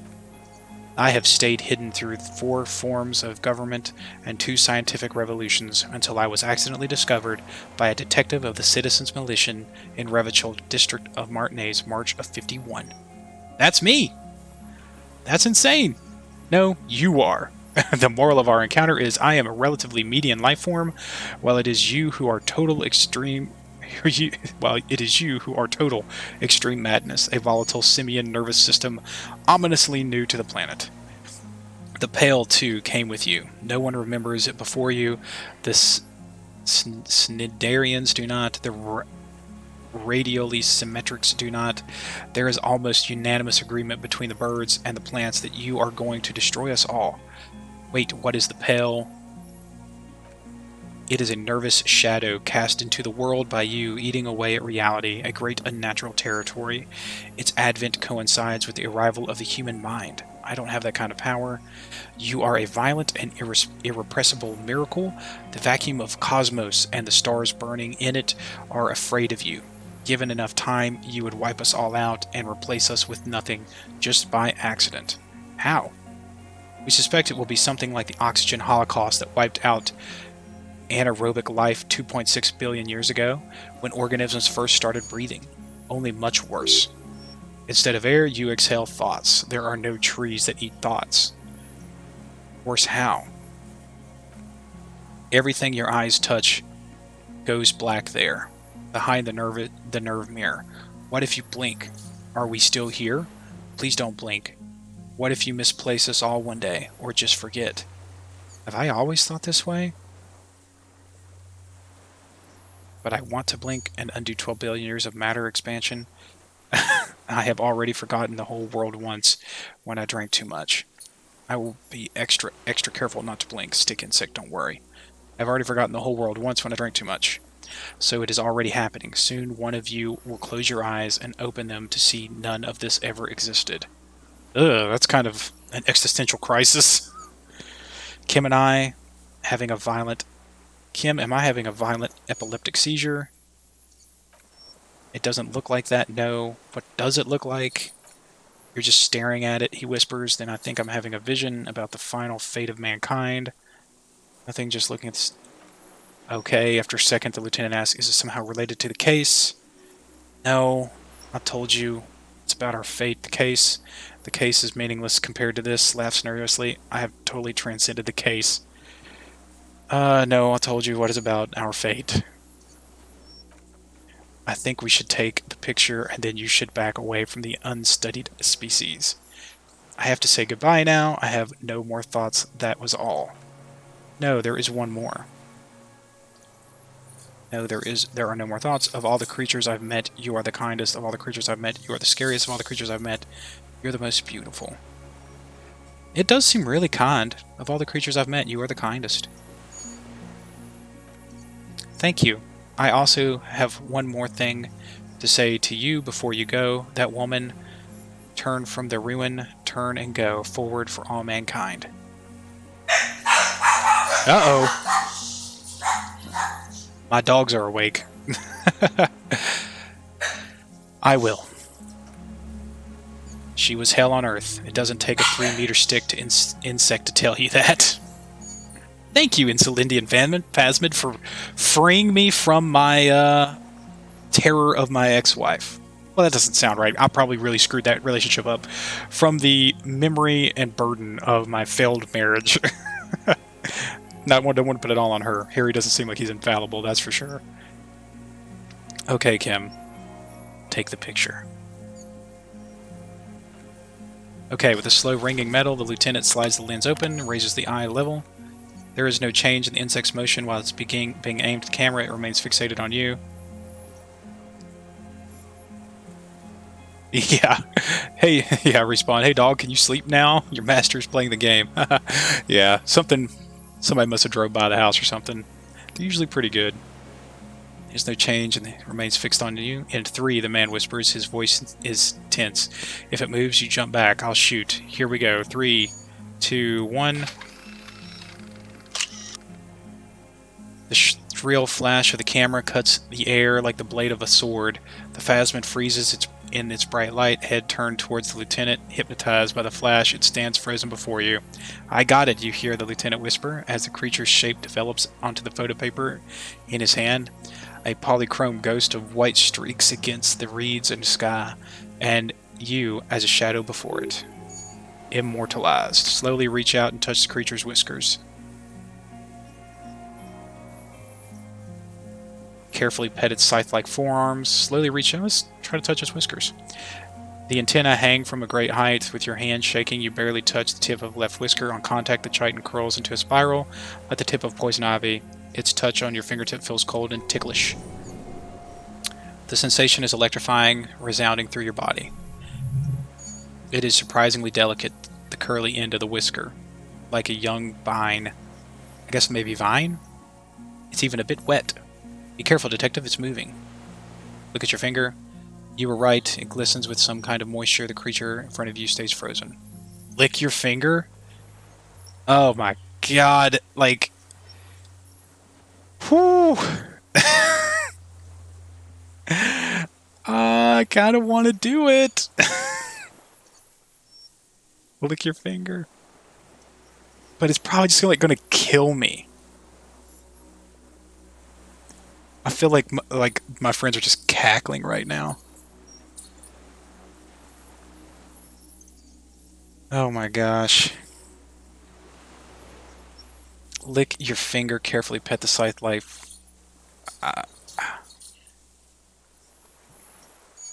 Lick your finger.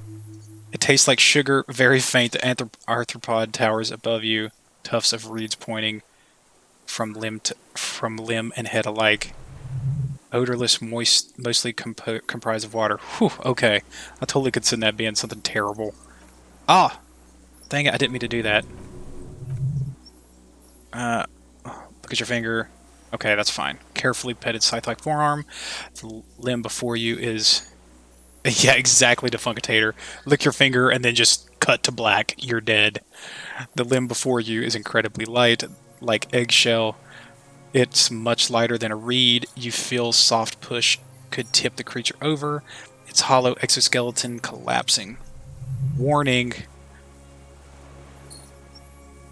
Yeah, pull your hand away. A sudden shiver passes the limb. Looks like the creature is awakening, wave by wave from its stupor. Some sort of countdown process is happening. That's all you have time to think. We got it. Back off. Another shudder pulses through the creature's limbs. It jolts back to life like a record continuing where it left off. A swaying preying motion. Even the small black pearls of its eyes do not stray from you.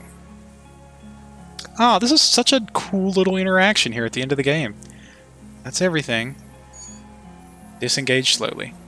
As you're turning away, the phasmid mirrors your movements. Stepping on the water, the long limbs carry its feather weight without breaking the surface. Bye! Wow, that's pretty cool. See you, dude! No way that would have fit in one of their little traps.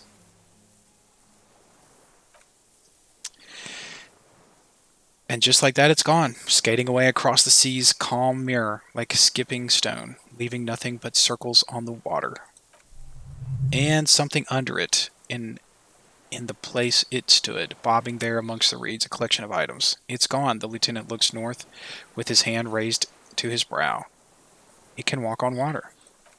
Apparently, yes, like a water strider, only... He shakes his head with amazement. I've never seen anything like that in my life. What's in the reeds? He squints, looks at the nest of some sort. We should have a look. What now? What now? The old man behind you repeats suddenly. He puts his hand into the ash. It's dirty and black. Our suspect not looking so good. We need to check on him. That's like... I wonder what those are. Fairweather T500 helmet. And I got a... Oh, and there's the rifle scope. Got that. Nice.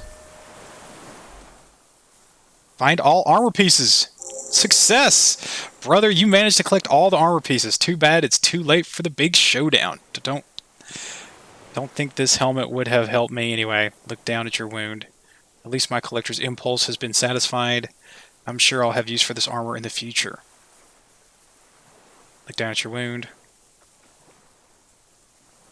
It would have looked very impressive still. You found it all.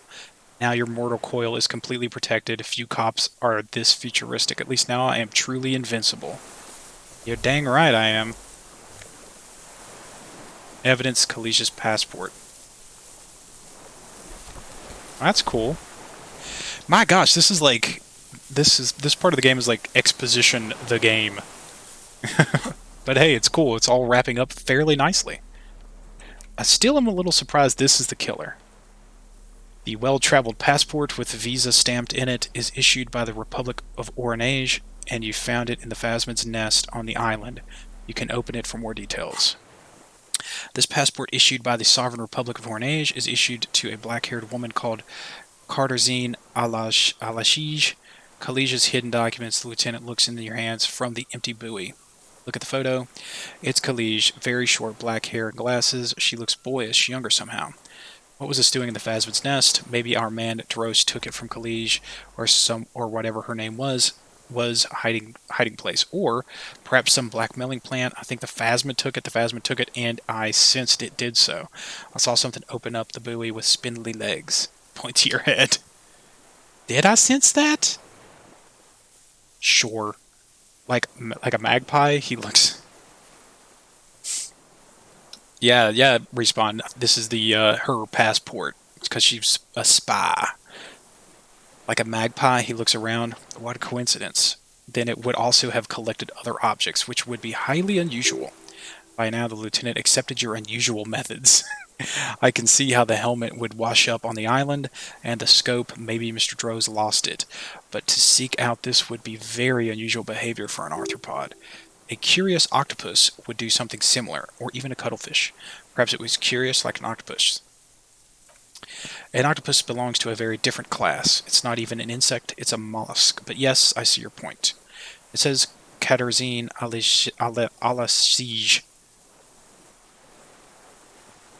He opens his notes. She said it would be for... He opens his notes. She said it would be for Anouk Messerschmitt. Karzine Alashij was supposed to be her real name. Where Kalish comes, remember... Kalish Karzine Alashij was supposed to be her real name. She lied to us. Maybe this is her real passport, not a fake, because this is her real name.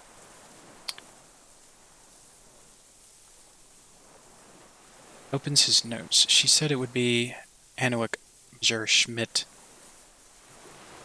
was supposed to be her real name. She lied to us.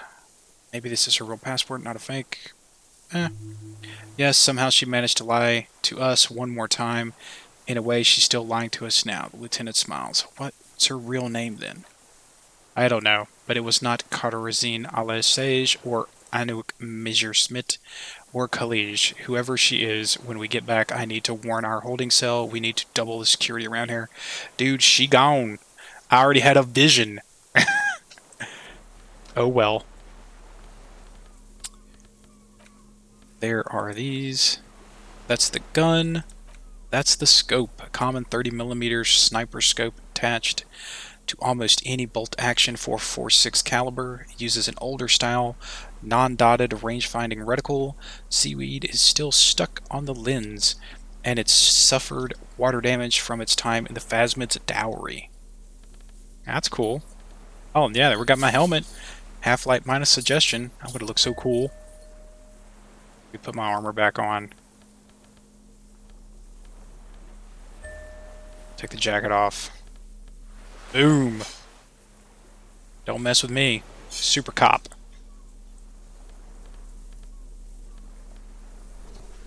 That's probably gonna... I don't really have good suggestion anyway. So... Okay. I've got so many skill points.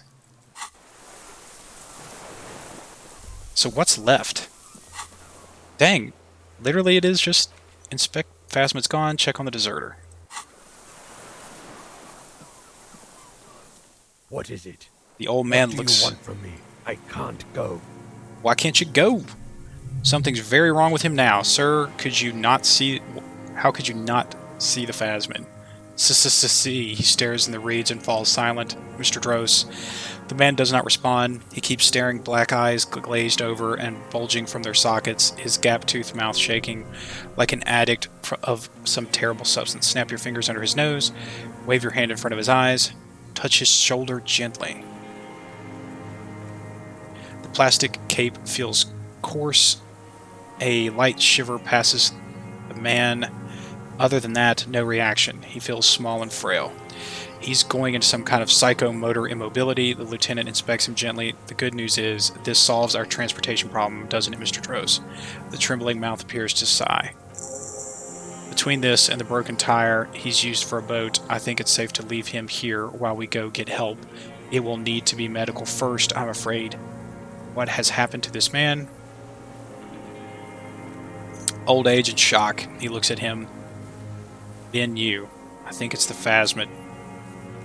Yes, the arrest and the appearance of the Phasmid, the combined stress. He looks at you, but you think it's something more than that, don't you? Quite a few things about the health check you did on him make sense now. He couldn't see it, Kim. It's just reads for him. That could be part of the shock, but you're right. Something is off here, Mr. Dross. He touches the man's shoulder. No response. Maybe this is how the Phasmid has stayed hidden all these years. Oh. No, crap. I clicked the wrong thing. Then how did we see it? He thinks. How you mean...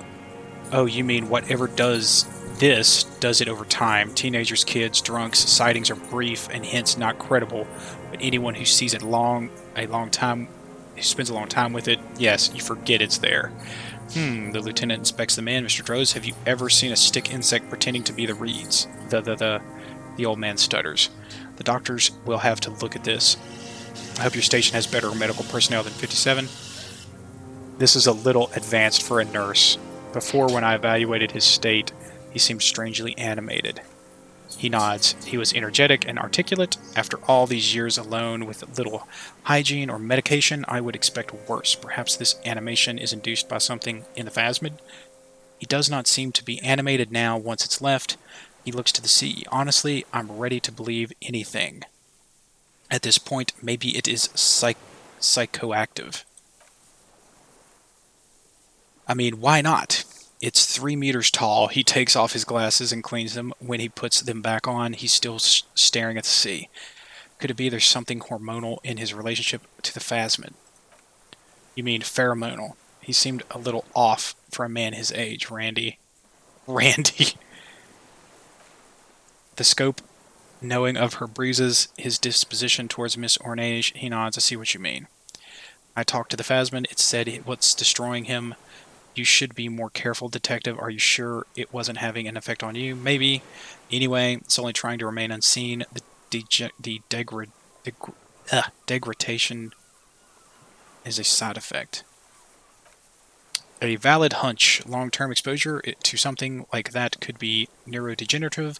Also, please be careful when approaching unknown species in the future, detective. It's been here for a long time. Who knows how much of it is in its company? How much of it in its company? He did seem distressed when it finally came to arresting him, like he didn't want to leave this place. And the insect, maybe? He looks at his notebook. I have absolutely forgotten to take notes. I hope I remember all this. He shakes his head in disbelief. This will be one hell of a report. Thank God we have the photo.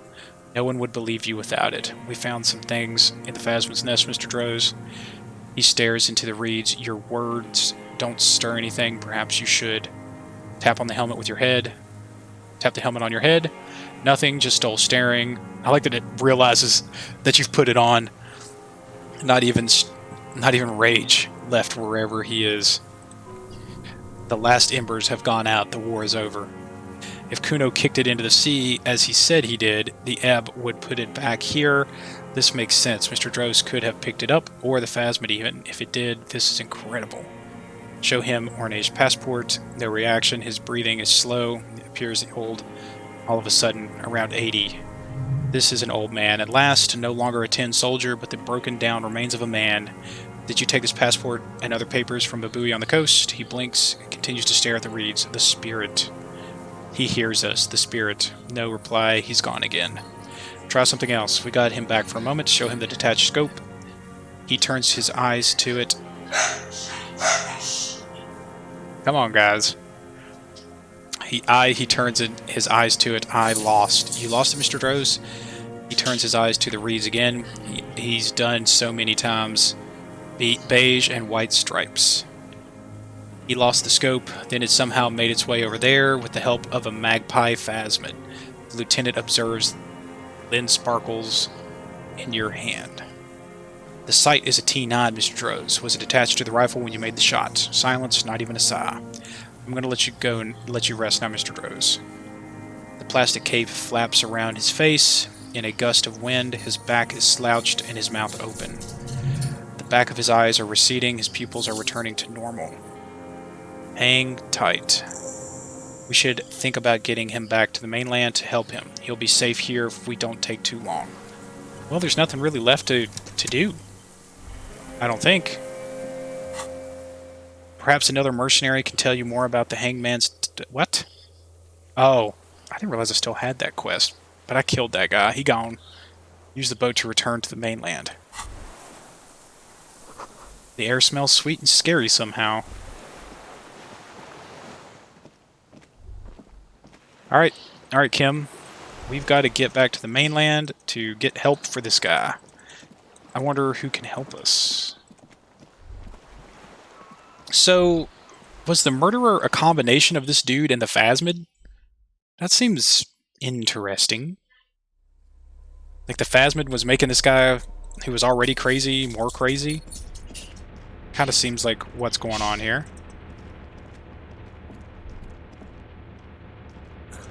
Do. Oh, no, come on.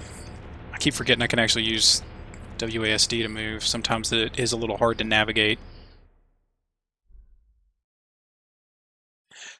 Wow, I can't believe I actually was able to complete all the quests that I had. I really thought I had missed the helmet. That it was gone.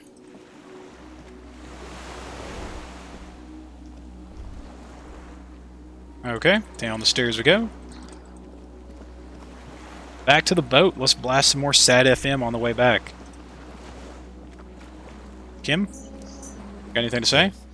Nope. Okay. To the boat. Let's return to the mainland. Let's see. We're done here, he says. We're done here. Adjusting his glasses, he looks out over the water. The skiff rocks gently under your weight as you Get in, the ride back is uneventful and quiet. But for the sound of conversation on the water, there is someone inland waiting for you. 2 men and a woman stand on the concrete square of the nameless village, looking at a small yellow boat as it draws closer. The sea is calm. I'll bet this is Grumpy Cop. Grumpy Cop and Lady Cop. You reach the jetty, climb out of the skiff. Good thing I've got my armor on. Do I have the whole thing on? They might try to shoot me.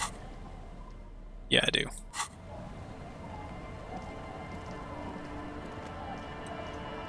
Okay, hang on. Save.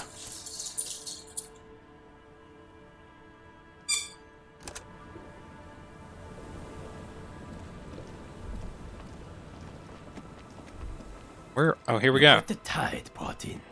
Yeah, here we go. This is going to end badly. Look what the tide brought in, says the man without sunglasses. Suddenly, his expression changes and he tilts his head. I want to call you a teapot, but I'm honestly kind of impressed. No idea where you got all that gear, but there's no doubt in my mind that some bad people are looking for it. Also, you look like a fucking idiot. Whatever this is, it is completely unimportant compared to what you've just seen. This is the man with the sunglasses from the Whirling in Rags, but where are his sunglasses? For the record, I didn't know that the tribunal was going to kick off. I walked into that defunctator. Yes, I'm preparing for war now because I knew it was coming. And I did have all my armor on then too, so I was already ready. But I probably wouldn't have had it on unless I had to do that authority check with Kim. Wait, you're the man in the sunglasses? Forget about all this. There's a giant. The armor, no one else seems to be bothered by it. Who are you people? Hello, I'm Trent Heidelstein. I believe we've met on several occasions. I'm your goddamn partner, Jean-Vic Mar, and this is your special task force, or what's left of it. Special Consultant Trent Heidelstein, Patrol Officer Judith Minot. Hi. We have come to scrape what's left of you off the bed. You don't need to scrape jack crap, Jean. Lieutenant Kinki Soragi, Precinct 57. We've just come from the island where our investigation led us. The scene is making even him feel as though he has to justify your I actions. might need your help with something later. He adds suddenly regaining his confidence, as if he recalled that he's in fact a decorated police officer, a police lieutenant, and not a naughty boy. But this is clearly a departmental matter, so I'm going to leave you to discuss it among Oh good, I don't want Kim to die. Thank you, Lieutenant. It's good to meet you, Lieutenant Kitsuragi. She says warmly, flashing Kim the tiniest of smiles, letting the lieutenant know he shouldn't feel embarrassed over the shitstorm that's about to befall you. Wait, you're the man with the sunglasses. Forget about all this. There's a giant, the armor, no one... You're the man in the sunglasses. And you're some kind of murder machine. I'm not a murder machine. Forget about all this, there's a giant. Not forgetting about anything. Look at you. The armor, no one else seems... what? I don't want to even talk about the armor. What is this about? Ari, we want to help you. Trent, I believe this is where you come in. I don't quite know what I'm doing here. I was asked to participate as an expert. I think I need to manage your expectations a little. I'm at best an enthusiast in cognitive science. My background is in something else entirely. I engage in neurology on a merely theoretical level. In fact, I should probably get going. This dude's peacing out. Trent, it's too late. You're part of this shit now. What have you got to say for yourself, shit kid? Dude, I'm getting ready to just... This guy's pissing me off. What an interesting moniker. What's a shit kid? You. I'm gonna beat this guy up. How did you know I was here? The cafeteria manager. I saved his life. Thank you very much. After all that Sylvie stuff, he betrays me. I saved his establishment and still betrays me. Turn his face to the general direction of the Whirling in Rags. Damn you, cafeteria manager, you betrayed me. I understand. Okay, guard told you. And she looks around. People on this street helped us too with your whereabouts. You're a legend among the drunks, Harry. A legendary local drunk. You aren't the man with sunglasses all. You're not even blonde. I'm not going to go down that route. You never told me you're not... You never told me you're not the horse-faced woman, point at her. I don't get it. So, Trant Heidelstein turns out to be Special Consultant Trant Heidelstein. Yes, I'm Trant Heidelstein. I never said I wasn't Trant Heidelstein. Wait, what's up with the kid then? So what are you what's up with the kid then? Michael. Oh, this is the guy. Interesting. I didn't realize that. That's interesting. I'm glad they put that in there because I wouldn't have made that connection. This is the guy that was standing at the Falmveld building looking at the mural. Oh yeah? What's up? What was up with all the interesting history spying on me? No, I was just interested in the Feld building and the Martinez beachhead, and Mikkel wanted to see Martinez. It was a coincidence. So what are you special consulting here? What indeed? He looks at the dilapidated shacks. Then I was asked to share my take on some of more obscure theories developed in Koningstein in the 30s, like partial psychotrauma, amnesia, group personality theory. He's here to see if you're insane. He's smart. Let's move on. Duped again. No one's who they say they are. You mentioned a task force. Yeah, major crimes unit under Lieutenant Dubois and Vicmeyer. Ringing the bells. Refresh my memory. Who else is in this unit? Refresh your memory. It's a damn major crimes unit. There's you, me, Jude, Trant, Heidelstam, and Guillaume Bevy. He stares at you. I'm technically just a civilian advisor. You're part of the shit show. Yeah, first, who's Guillaume Bevy?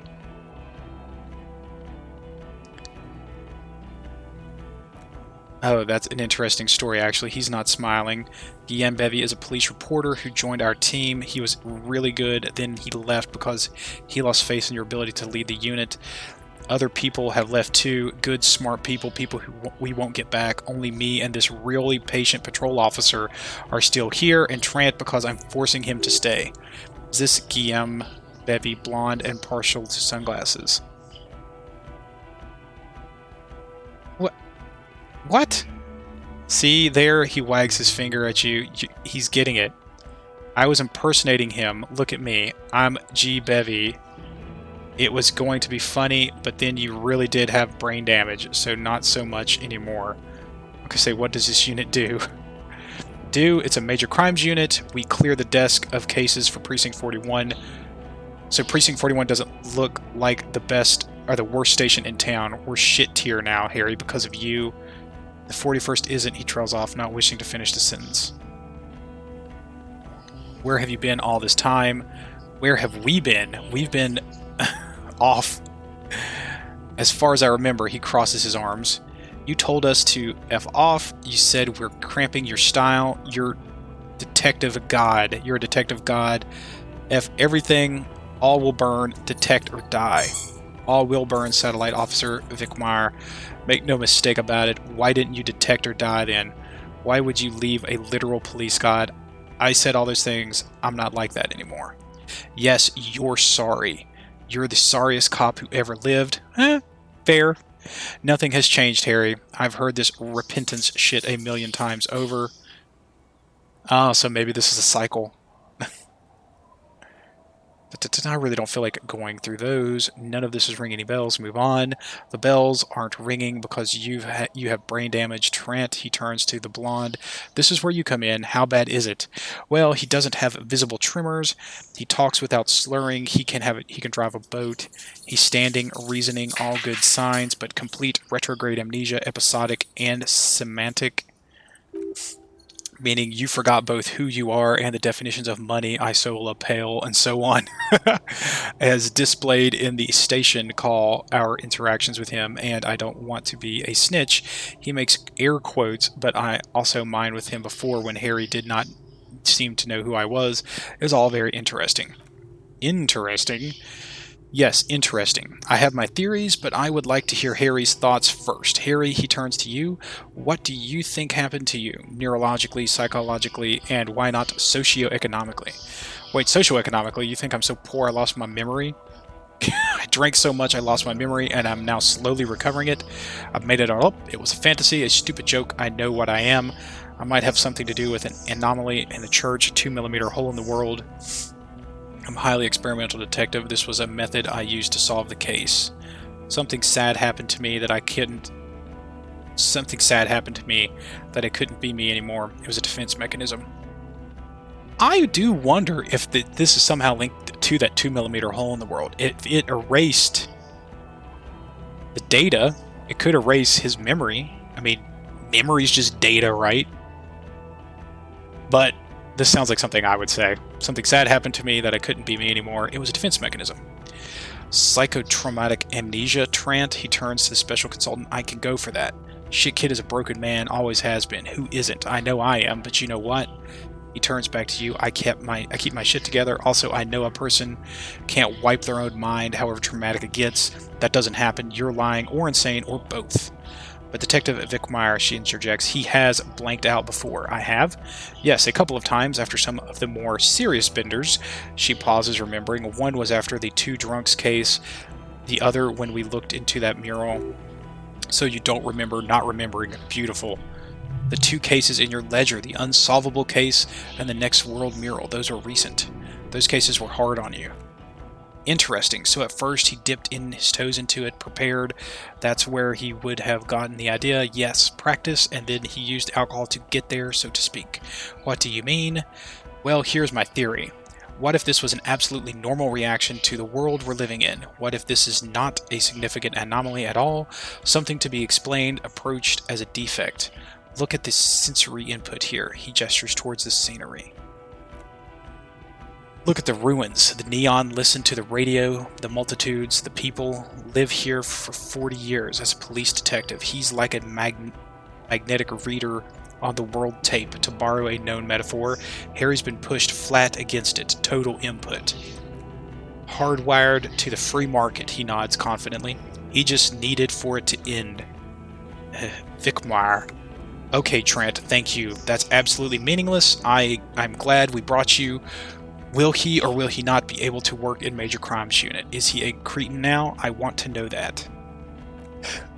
He is not a cretin, and he is able to do work. If not in his previous leadership role, then as a line detective. I'm ready to lead again. Line detective is good for now. He's wrong. I'm too far gone to work. F all of you. I don't want to be your unit. I'm ready to lead again. No one even mentioned that. He looks at you, then at Trant. I misphrased my question. It should have been, is he able to put his clothes on and use the potty, or do we need to get him on a disability pension? What now? Now nothing. Now we're just going to stand here. Really? No. Now we discuss that. He points to the water. What the F did you do to our motor carriage? Why is that there, Harry? Hold on, in the ocean? That wasn't me. I drove it into the ocean when I was drunk. I thought the killer would be underwater. Tequila Sunset, I also jumped the canal by the way. I don't know. I drove it into the ocean when I was drunk. So refreshing, he just admits. Thank you for your honesty. Thank you for your destroying 45,000 real of police property. That's coming out of everyone's pay slip. It doesn't matter, he exhales so calm. His breathing. Your badge, Harry. Show me your badge. I got my badge right here. I lost it. I haven't found it yet. What I do have is futuristic armor. Show them the badge. He squints at it suspiciously, trying to ascertain if it's not a blue candy wrapper or piece of vinyl. Finally, he nods unimpressed. I am so glad I went and got my gun so I can just shove it to this guy. And your gun. What is it with these material objects? Gun, just repeat gun. Wait, how do you know I lost my gun? My gun is right here. I upgraded my gun. My gun is right here. Got my gun, son. Whew, he has it. I thought it was in the ocean. He wipes his brow in mock relief. You're drunk like a bum, Harry. Put that thing away before you kill someone. I didn't lose my gun. I have my gun, so it doesn't even matter that I found my gun. I quit drinking forever. It's only me in this boring hellhole now. I tried not to, but I can't work. Wait, did I? I'm still not finished that? My God. I quit drinking forever. It's only me in this hellhole now. I don't buy it. Why do you smell like a corpse then? He's wounded. He looked at you. It's been a long week, and he's handled an actual corpse. Wait, it's been... Wait, maybe because of the pheromone? Yeah, I've handled an actual corpse. Yeah, it's been a bit of a week. I'm sorry I smell bad. None of this matters. My odor situation is meaningless compared to what I've discovered. Yeah, it's been a bit of a week. A bit of a week, he squints. You let a suspect escape, a certain Ruby. You let her escape because you were too drunk to take her in. We've read the reports, Harry. Lieutenant Kutsuragi's. We know. She didn't know anything. It wasn't a big loss to the investigation. You're right. We walked in blind. She got away. That's on me. She caught us in a pale latitude compressor. You know how much that hurts? I let her grow. That's just a small detail in a huge case you know nothing about. That doesn't matter. None of it does. We are looking at the oxygen holocaust times a quadrillion. I have come to know the final fate of man in the universe. I feel like I know what Defuncatator picked. She caught us in a pale latitude compressor. You know how much that hurts. Oh well, if it made you boo-boo. He rubs his face in frustration. I'm not even going to get into the 80 other suspects you failed to arrest. Or the fact that you're very likely sold your gun for booze. That's peanuts. That's nothing. That's a humorous anecdote. Screw this guy. He's not been out here doing this work. Compared to the 7 people who were gunned down, the streets are literally red with blood, Harry. It was mass murder. He did everything he could. The lieutenant interrupts him. We did everything we could. The company hired unvetted mercenaries. Lieutenant Dubois got between them and the locals. He did so at considerable risk to his own life. He was shot and survived only because of his armor. We stopped an execution, not a negotiation. The loss of life was minimal compared to what it could have been. I've solved the case. It solved all of it. Yes, it was a massacre. We got wiped. Where the hell were you? Exactly. Firefighters, where the hell were you? Don't make this harder for yourself, he says in lowered voice. Thank you for the input, Mr. Kutsuragi. I didn't mean to suggest you didn't handle the situation. He brushes a stray strand of hair out of his eye and coughs. You spent a week with him on this case. What's your take? Oh yeah, Kim's got my back. On Lieutenant Euphrater Dubois. Well, he pulls up his collar. The drinking, the gun losing. Oh, don't tell him I lost my gun, Kim. They don't need to know that. The badge, that's all true, although he's not been drinking on the job this week. Yeah, boy. I thought about it one time to try to raise my learning cap. See, 1 week. Then there's the self-flagellation issue. He likes to apologize profusely. Well, that's kind of just, that might be more me than him, making it sound like he's guilty of at least first-degree murder. It's not a good communication strategy for an officer. It's just strange, especially in light of his political views. Detective Dubois, as you may know, is a true blue moralist, a man of the center, not prone to political outbursts. Which is commendable, but also at odds with his behavior. Otter Steele, he is also ultra-liberal hustler who is always, he pinches the root of his nose, on the grind. How he reconciles those 2 points of view, I do not know, but he is vocal about both of them. Yeah, I don't remember talking about the being on the grind. I don't know what that means. I don't know where that came from, but whatever. And then there's the motor carriage in the sea, something I was not present for. He breathes in sharp, but despite all of this, he's a great detective. One of the best I've seen. That's my main man, Kim. I'm going to transfer to the 57th. He can talk human beings into telling him everything, and he doesn't stop. In all the time I've spent with him, he has not once stopped pursuing leads. However far-fetched and tangential, he is tireless, madly driven, and he solved it near perfectly in 1 week. We have a confession, a murder weapon, and the perpetrator locked on the island right now, awaiting transportation. He apprehended a revolutionary brigade who stayed hidden for 50 years, ever since the revolution. He's probably committed other murders over those years. He pauses. Oh, and he also discovered a new species. Yeah, what have y'all been doing? A colossal stick insect. It was on the island, camouflaged as reeds. It unfolded from the reeds. I think we may be dealing with the Insulindian phasmid. He takes out the photo of the phasmid and shows it to the officers across the yard.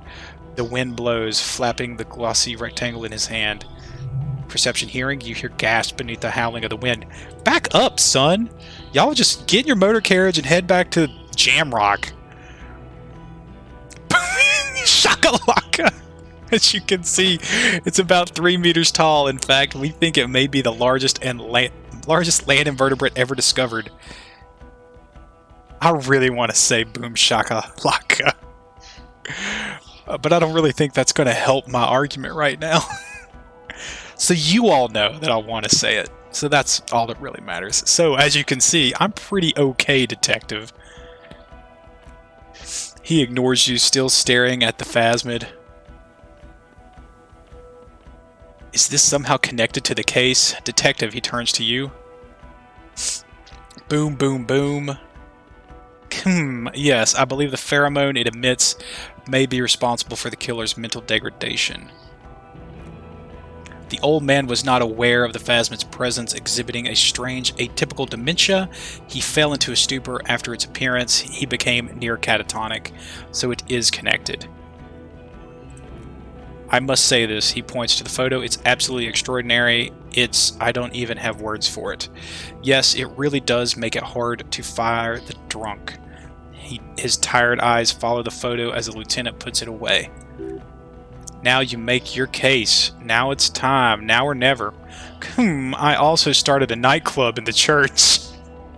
Also, the phasmid was female. The reeds are its nest. The killer, Lilovich Droz, we have strong motive for him. The previous head of the Deputy Hours Union was assassinated by our killer. There was also a dead man on the boardwalk, a missing person I found. I also looked into the mystery of the doomed commercial area. I don't really think I should tell him I started a nightclub in a church. Phasmid was female, the reeds are its nests. Female, what makes you think so? You had to see it, it had a subdued color of a female, and the nesting behavior too, I think. Incredible! Were the eggs in the nest? Not as far as I could see. There were other things there, though. He turns to you. It had gathered items in its nest, a helmet, a scope, a passport. Actually, you know, this would indicate it was a male. This is far from anything in my field, but I think such nests are called bowers, and they are attracting mates. Bowers are built by males of species who can't afford colorful mating display physically. This one was plain colored. It could have been male, actually. It must be robust if it can move a helmet with its limbs. He trails off, lost in thought. I think it reproduces by parthenogenesis, as in cloning itself. What makes you think so? It told me?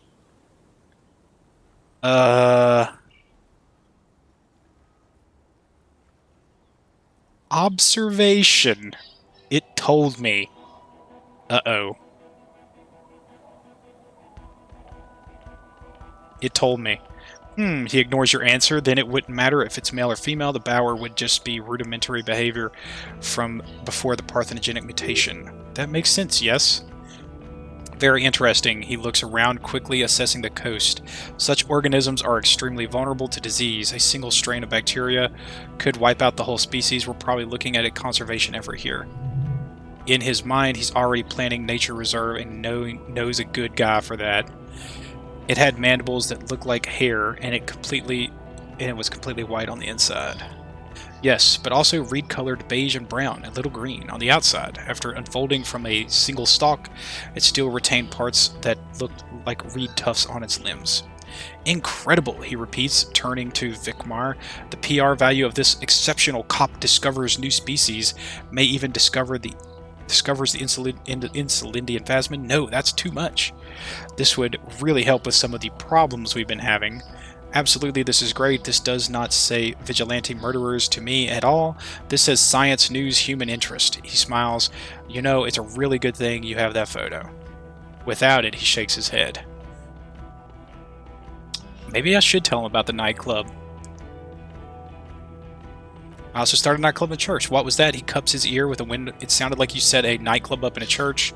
Yeah, I reinvigorated the local nightlist. Yeah, I did some kids a solid, turned their lives around. Yeah, and I discovered hitherto unexplored intraponetical phenomenon in there too. A 2mm hole in the world. That's great. It's great new career for you after police officer. I don't care. Go live in the Pale. 4 kids were living in a tent on the ice. They were going to drown when it melted. It's not optimal, but the building was abandoned, so he put them there. It's okay. Oh, yeah, Kim's got my back. The killer, Lilianovich Droz, we have strong motive for him. Lilianovich, the special consultant, raises his eyebrows. A revolutionary metronym. A revolutionary metronym? The custom started in Grad, where they have patronyms, Krasovich, Larsovich, etc. The revolutionaries saw this as a chauvinistic atavism, so they used matronyms, derived from the mother's name instead. This man's mother was Lilian, so he's Lilian's son, Lilianovich. The custom was overturned after the revolution failed, but not before it made it to Revachol. So it is what a soldier from the Elysium would be called. Thank you, Trant. Thank you for your piece of cultural theory. He turns to you. You said you have a motive. Of course, excuse me. I just thought it was noteworthy. He wasn't quite sure about the straggler before he heard this detail. It must have convinced him. He killed the mercenary in act of jealousy. He killed the mercenary hoping to start a war between the company and the Union. He killed him in an act of rage induced by the Phasmid's symbiochemicals. Actually, I'm not sure if I have a motive. I think it was all three of these. He killed the mercenary in an act of jealousy. Jealousy. I thought this Lilianovich was an old man to have been hiding for 50 years, 70-something. A strange psychosexual fixation aggravated possibly by proximity to the Phasmid and its chemicals. He himself gave a political reason, said he had killed an enemy combatant. Also, we have ballistics from the gun, matching the bullet found in the dead mercenary's head, and 2 officers on the scene that Mr. Droz confessed to. It's a clean win. Oh, it's way more than that. It's more than that. It's perfect folding mechanism like the Phasmid. It's way more than that. It will win me Dora back. It's my masterpiece. They'll teach this in cop school. I did all I could. Every second was a struggle. I'm still not completely satisfied with it. Could be just a little neater. It's more than that. A perfect folding mechanism like the Phasmid. Perfect folding mechanism. He rolls his eyes. Get over yourself, Harry. I can smell the booze on the wind. God, does it ever leave? It is there, like your bones or something. It will pass in time. The previous head of the Debit Hours Union was assassinated by our killer. The lieutenant lowers his voice just a little. This is a conversation for when we are no longer out in the open in Martinez, where Everett and Edgar Clare have ears everywhere. And yes, too, your return from the island must not have gone unnoticed. Understood, of course. But a case against Everett would be big. The consultant, too, has lowered his voice. I would prefer not to partake in anything union-related for political neutrality. This has to be good stuff for him to backpedal out a first mention. There was also a dead man on the boardwalk, a missing person I found. Yes, have fallen through the gap of in the boardwalk, drunk. How did you know I found him? The body was transported to Precinct 41, our morgue. I had Tilbrook and Mullins take care of the funeral arrangements and family stuff. You're not the only cop in the world, Harry. This all comes back to us. Still, she says quietly, good work with the missing person detective. I also looked into a mystery of the doomed commercial area. He shrugs. I don't know about the doomed commercial area. Rue de Saint-Gilles 10, a commercial building where all businesses go bankrupt. I looked into it. Why? That's not what you're supposed to do here. There was a fridge we needed and a possible witness. He was just chasing a lead and ended up advising a local shopkeeper it was okay. Of course, she turns to Vicmir. Call it community outreach, right? Dodged a bullet there. For a moment it seemed like you were just wasting time. Thank you, Kim. Kim's got my back. So what do you say? Want to take this hot shit back? I don't want to, but you discovered a new species and solved the murder, he shrugs. So I have to. Jude? A quick nod. Anything that ends the trial is okay with me. Agreed. The public relations potential of this is too valuable to let go. Bam! Taking me back. You're not taking me back. I'm coming back. Okay, he sighs. We have vehicles in the square, and the perpetrator needs to be taken into custody. Let's go. Wait. I have a few questions before we go about who I am. The man looks westward impatiently, jingling car keys in his pockets. Who am I? Who are you? You're a gym teacher, Harry. What? Well, obviously you're not a gym teacher anymore, but before. Before you were a cop, you were a gym teacher in Curon. She looks around. It's getting really cold outside. Should we maybe... This does explain a lot. No. That does... Wait, really? How does that... That does explain a lot. Harry, it explains everything. The running around, the jumping, the bicep girth, your inexplicable facial hair, the collection of fallen sportswear I've amassed, the fact that you don't seem to know what homosexuality is, and your moves on this church floor, which honestly were just jump aerobics. Also, this guy, just everything about this guy. Oh my god, Contact Mike. Of course, Contact Mike! Back again! Contact Mike. He's been on about Mike again. The detective shakes his head. I hate that guy. You take that back. Contact Mike is a reprise of the most inspiring basic sporting principle of open competition at 5,001 to rank outsider. Oh my gosh. When was this? Oh, you don't say, he arches an eyebrow. Does he also vault an impassable gulf of finance and privilege? It is getting cold out. She looks around the dilapidated fishing village. When was this? When was I a gym teacher? In your 20s or late 20s? You've really let yourself go since then. You said in Curon, I was a gym teacher there. Yes, you taught gym in Curon. I believe that's the term. Taught gym at high school. You were a high school gym teacher. The smell of sweat and glue, the worn floorboards. Curon is just east of Jamrock. It was a short walk every morning to the baseball field of the sports building. High school, Harry, your goings on in Curon, Andre, Assel, the whole thing on the ice. That was why you're so juvie. Why did I join the RCM then? The regular, you found some chick. She inspired you to fight the big fight. Be more than you are, all that. Okay, I see now. I knew it. I knew no normal human being can run like that. He's an honest-to-God gym teacher. Why am I like this? It's not a mystery. Some chick effed you over. Also, you're a drunk. You really went with it, too. Really maximized the damage. Was she called Dora DuBois? DuBois, he shakes his head. It was Dora Ingerland, I think. You said her name, but you weren't married. You were engaged. You made Dora Ingerland. Something like that. Half Vassan. Vasa is where beautiful and impossibly blonde people come from, so we weren't even married. No one is married anymore. This is Revachol. When was this? God, I don't know. He thinks 6 years ago. She was way before my time. 6 years? Yeah, or 7. You're not doing too good there. It's an old man thing. 2 years older. Two old years equals 1 normal year. That and Dora England really tore you a new one, a big one. Who was she? Incredibly bangable? Huh? She was extremely effable. Harry, gorgeous. A gorgeous Borgios woman, waifish, like a Welkin, basically. Snow Welkin, Blonde Welkin, Pain Welkin. I've only seen a picture, but it's obvious you formed a real spiritual connection with her, how pretty she was. One you never recuperated from. Look, she turns to face the sea. The sun is about to go down. It's time to go home.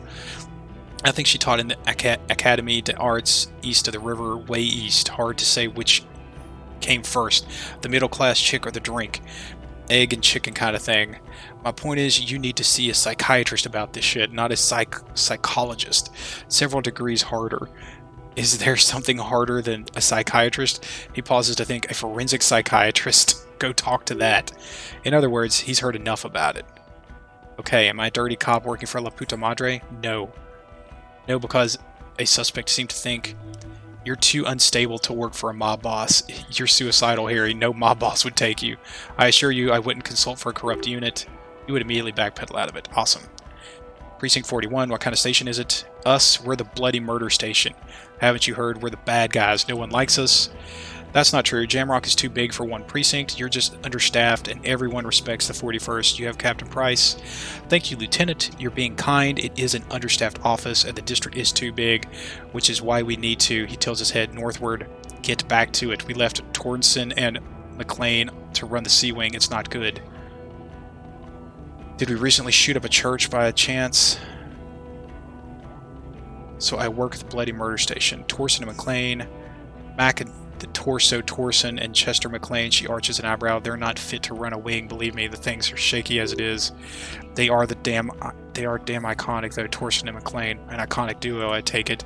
Yeah, not like us, two clinically depressed old men. Where's the contrast here? We're garbage. And the C wing is...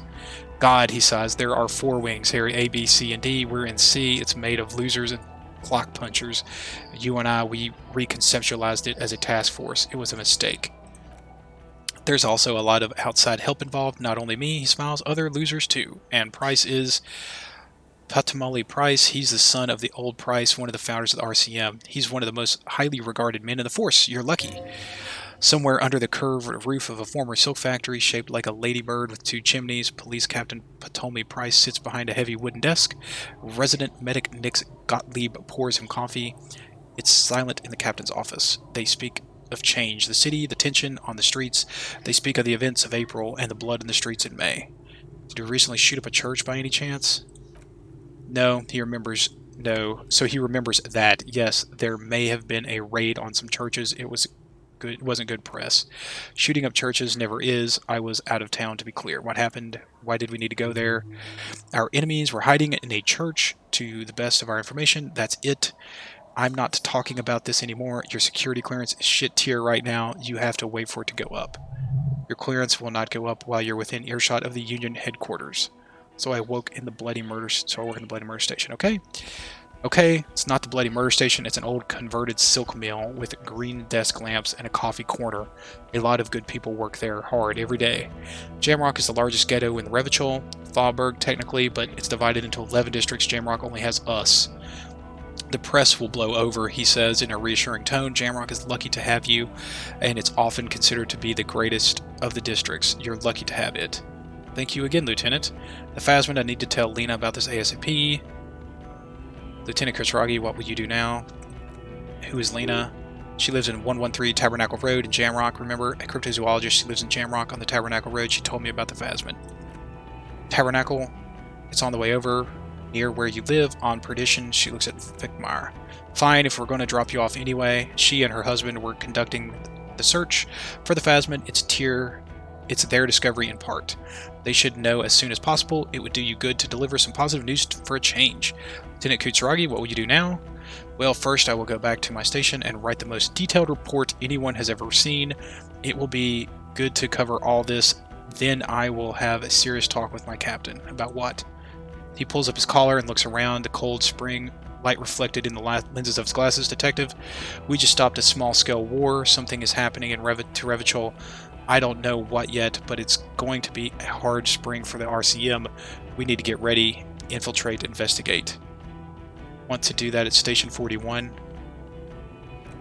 Talk to Captain Price. I'd rather not ruffle feathers of 2 captains with my doom-mongering. No, I meant investigate. Come work at 41. Work with Price? A crooked smile quivers his lips. I'm flattered, but I don't know if I would fit in. Am crazy enough, can take the stress. He doesn't know how to finish the sentence. This truly came as a surprise to him, not a bad one, but he's at a loss. Flattered, your Lieutenant Kucharagi. We would be flattered if you even considered. Oh man, this is awesome. Kim's going to come and join us. We're going to be buddy cops.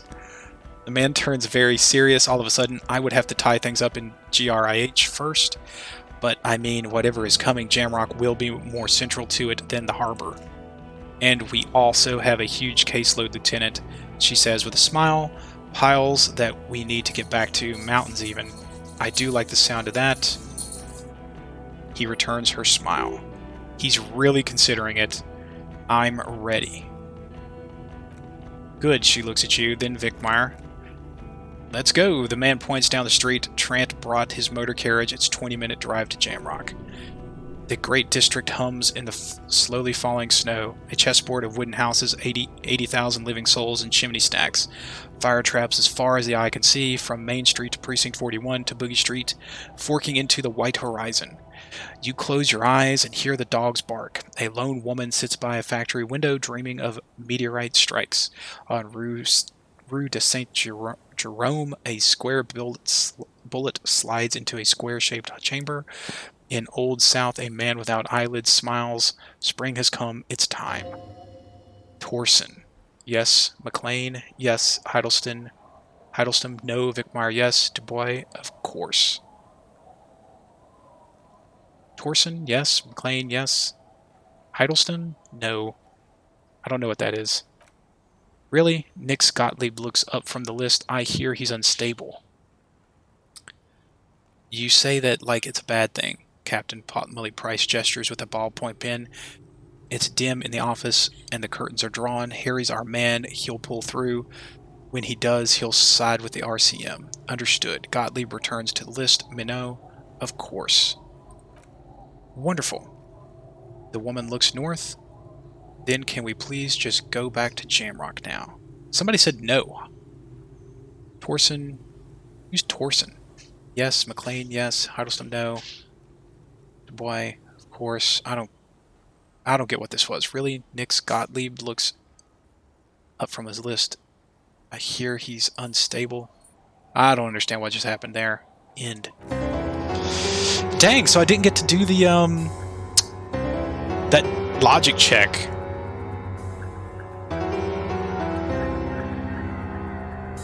But I did it. It's over. We beat it.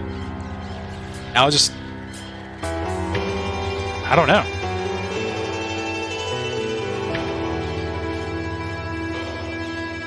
Thanks, Respawn. I appreciate you coming by to see me finish it.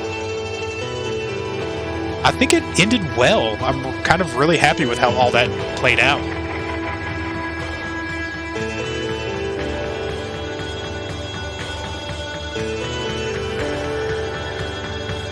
Some good music, too.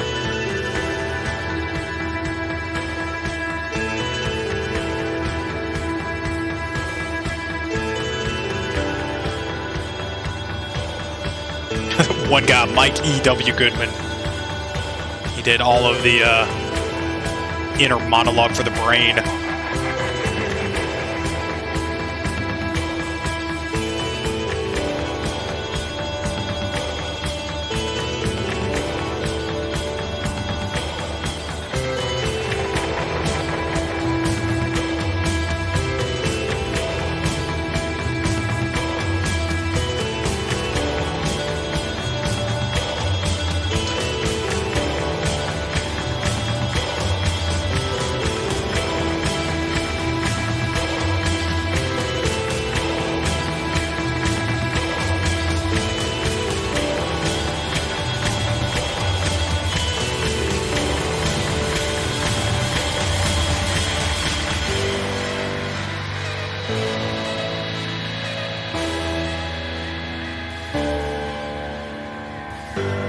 Dang.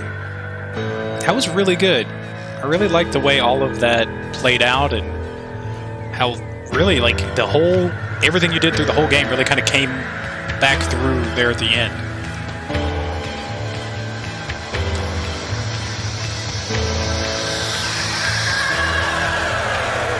So I guess the implication there is that you can not get taken back by your precinct. Like, they will just be gone with you.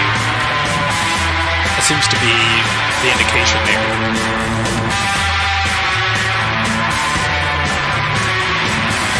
How did it end for you, Respawn? Did they take you back?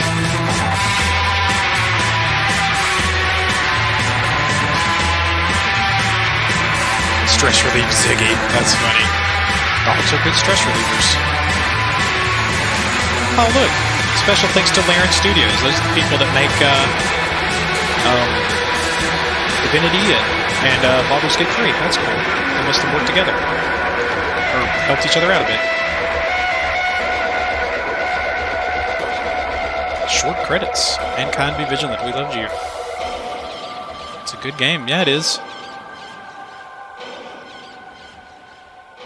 I wonder what happens if you buy that street light. I wonder what that does. I'll have to look that up. Well, that's it. We're back here at the title screen. You know, I started this, gosh, probably over a month ago. Maybe late June. So it's been an experience kind of going through the whole thing. But it was really good once I kind of wrapped my head around how the game works and kind of universe that it exists in, and kind of got a feel for it all. It really was a good game. The engine's really cool. I would be really interested to see them implement that into more of a, I don't want to say like a more traditional kind of D&D world, because that's kind of what this is kind of like D&D minus the combat, which is a lot of fun. It's my favorite parts of tabletop RPGs. And I'd love to see this implemented further in further games and different settings. So, and I think I read that they're wanting to like release a tabletop RPG in this universe, and I think the developer wants to do an expansion, which I think is implicated there at the end with Kim kind of saying something is coming. But I think I did everything except that one logic check, and I might go back in and check that out at some point to see what exactly came out of that. But yeah, thanks for joining me, and like I said, I appreciate y'all coming by and watching, especially this one, because it's, you know, kind of the conclusion. It was really nice to have you guys in the chat, and if you want to keep popping in and watching me as I kind of work through my backlog of games, I'd love to have you. Keep chatting, just hang out. I think we're probably going to check out Battletoads next, which is just released on Microsoft's platforms, and that's going to be a really fun game for me to check out, because I think Battletoads was the very first game. The original Battletoads on the original Nintendo was the very first game I ever bought in my entire life, so it has a really cool, special place in my heart, so I'm really excited to check it out. So, but yeah, if you guys want to follow along and join in, feel free to hit the follow button, and you'll get the notification when I go live. And I guess I probably should look into setting up some kind of more normal schedule than just popping in. But you know, for the time being, that's kind of what I've been doing. And if you're checking this out on YouTube, feel free to check a link look in the description, and we'll have a link to get you over to the Twitch page where you can follow and join in as well. So once again, thanks to everybody that was in the chat, to Funkitator, Respawn. I appreciate y'all hanging out, and I hope you guys have a great evening and enjoy your weekend. Thanks for hanging out. Bye.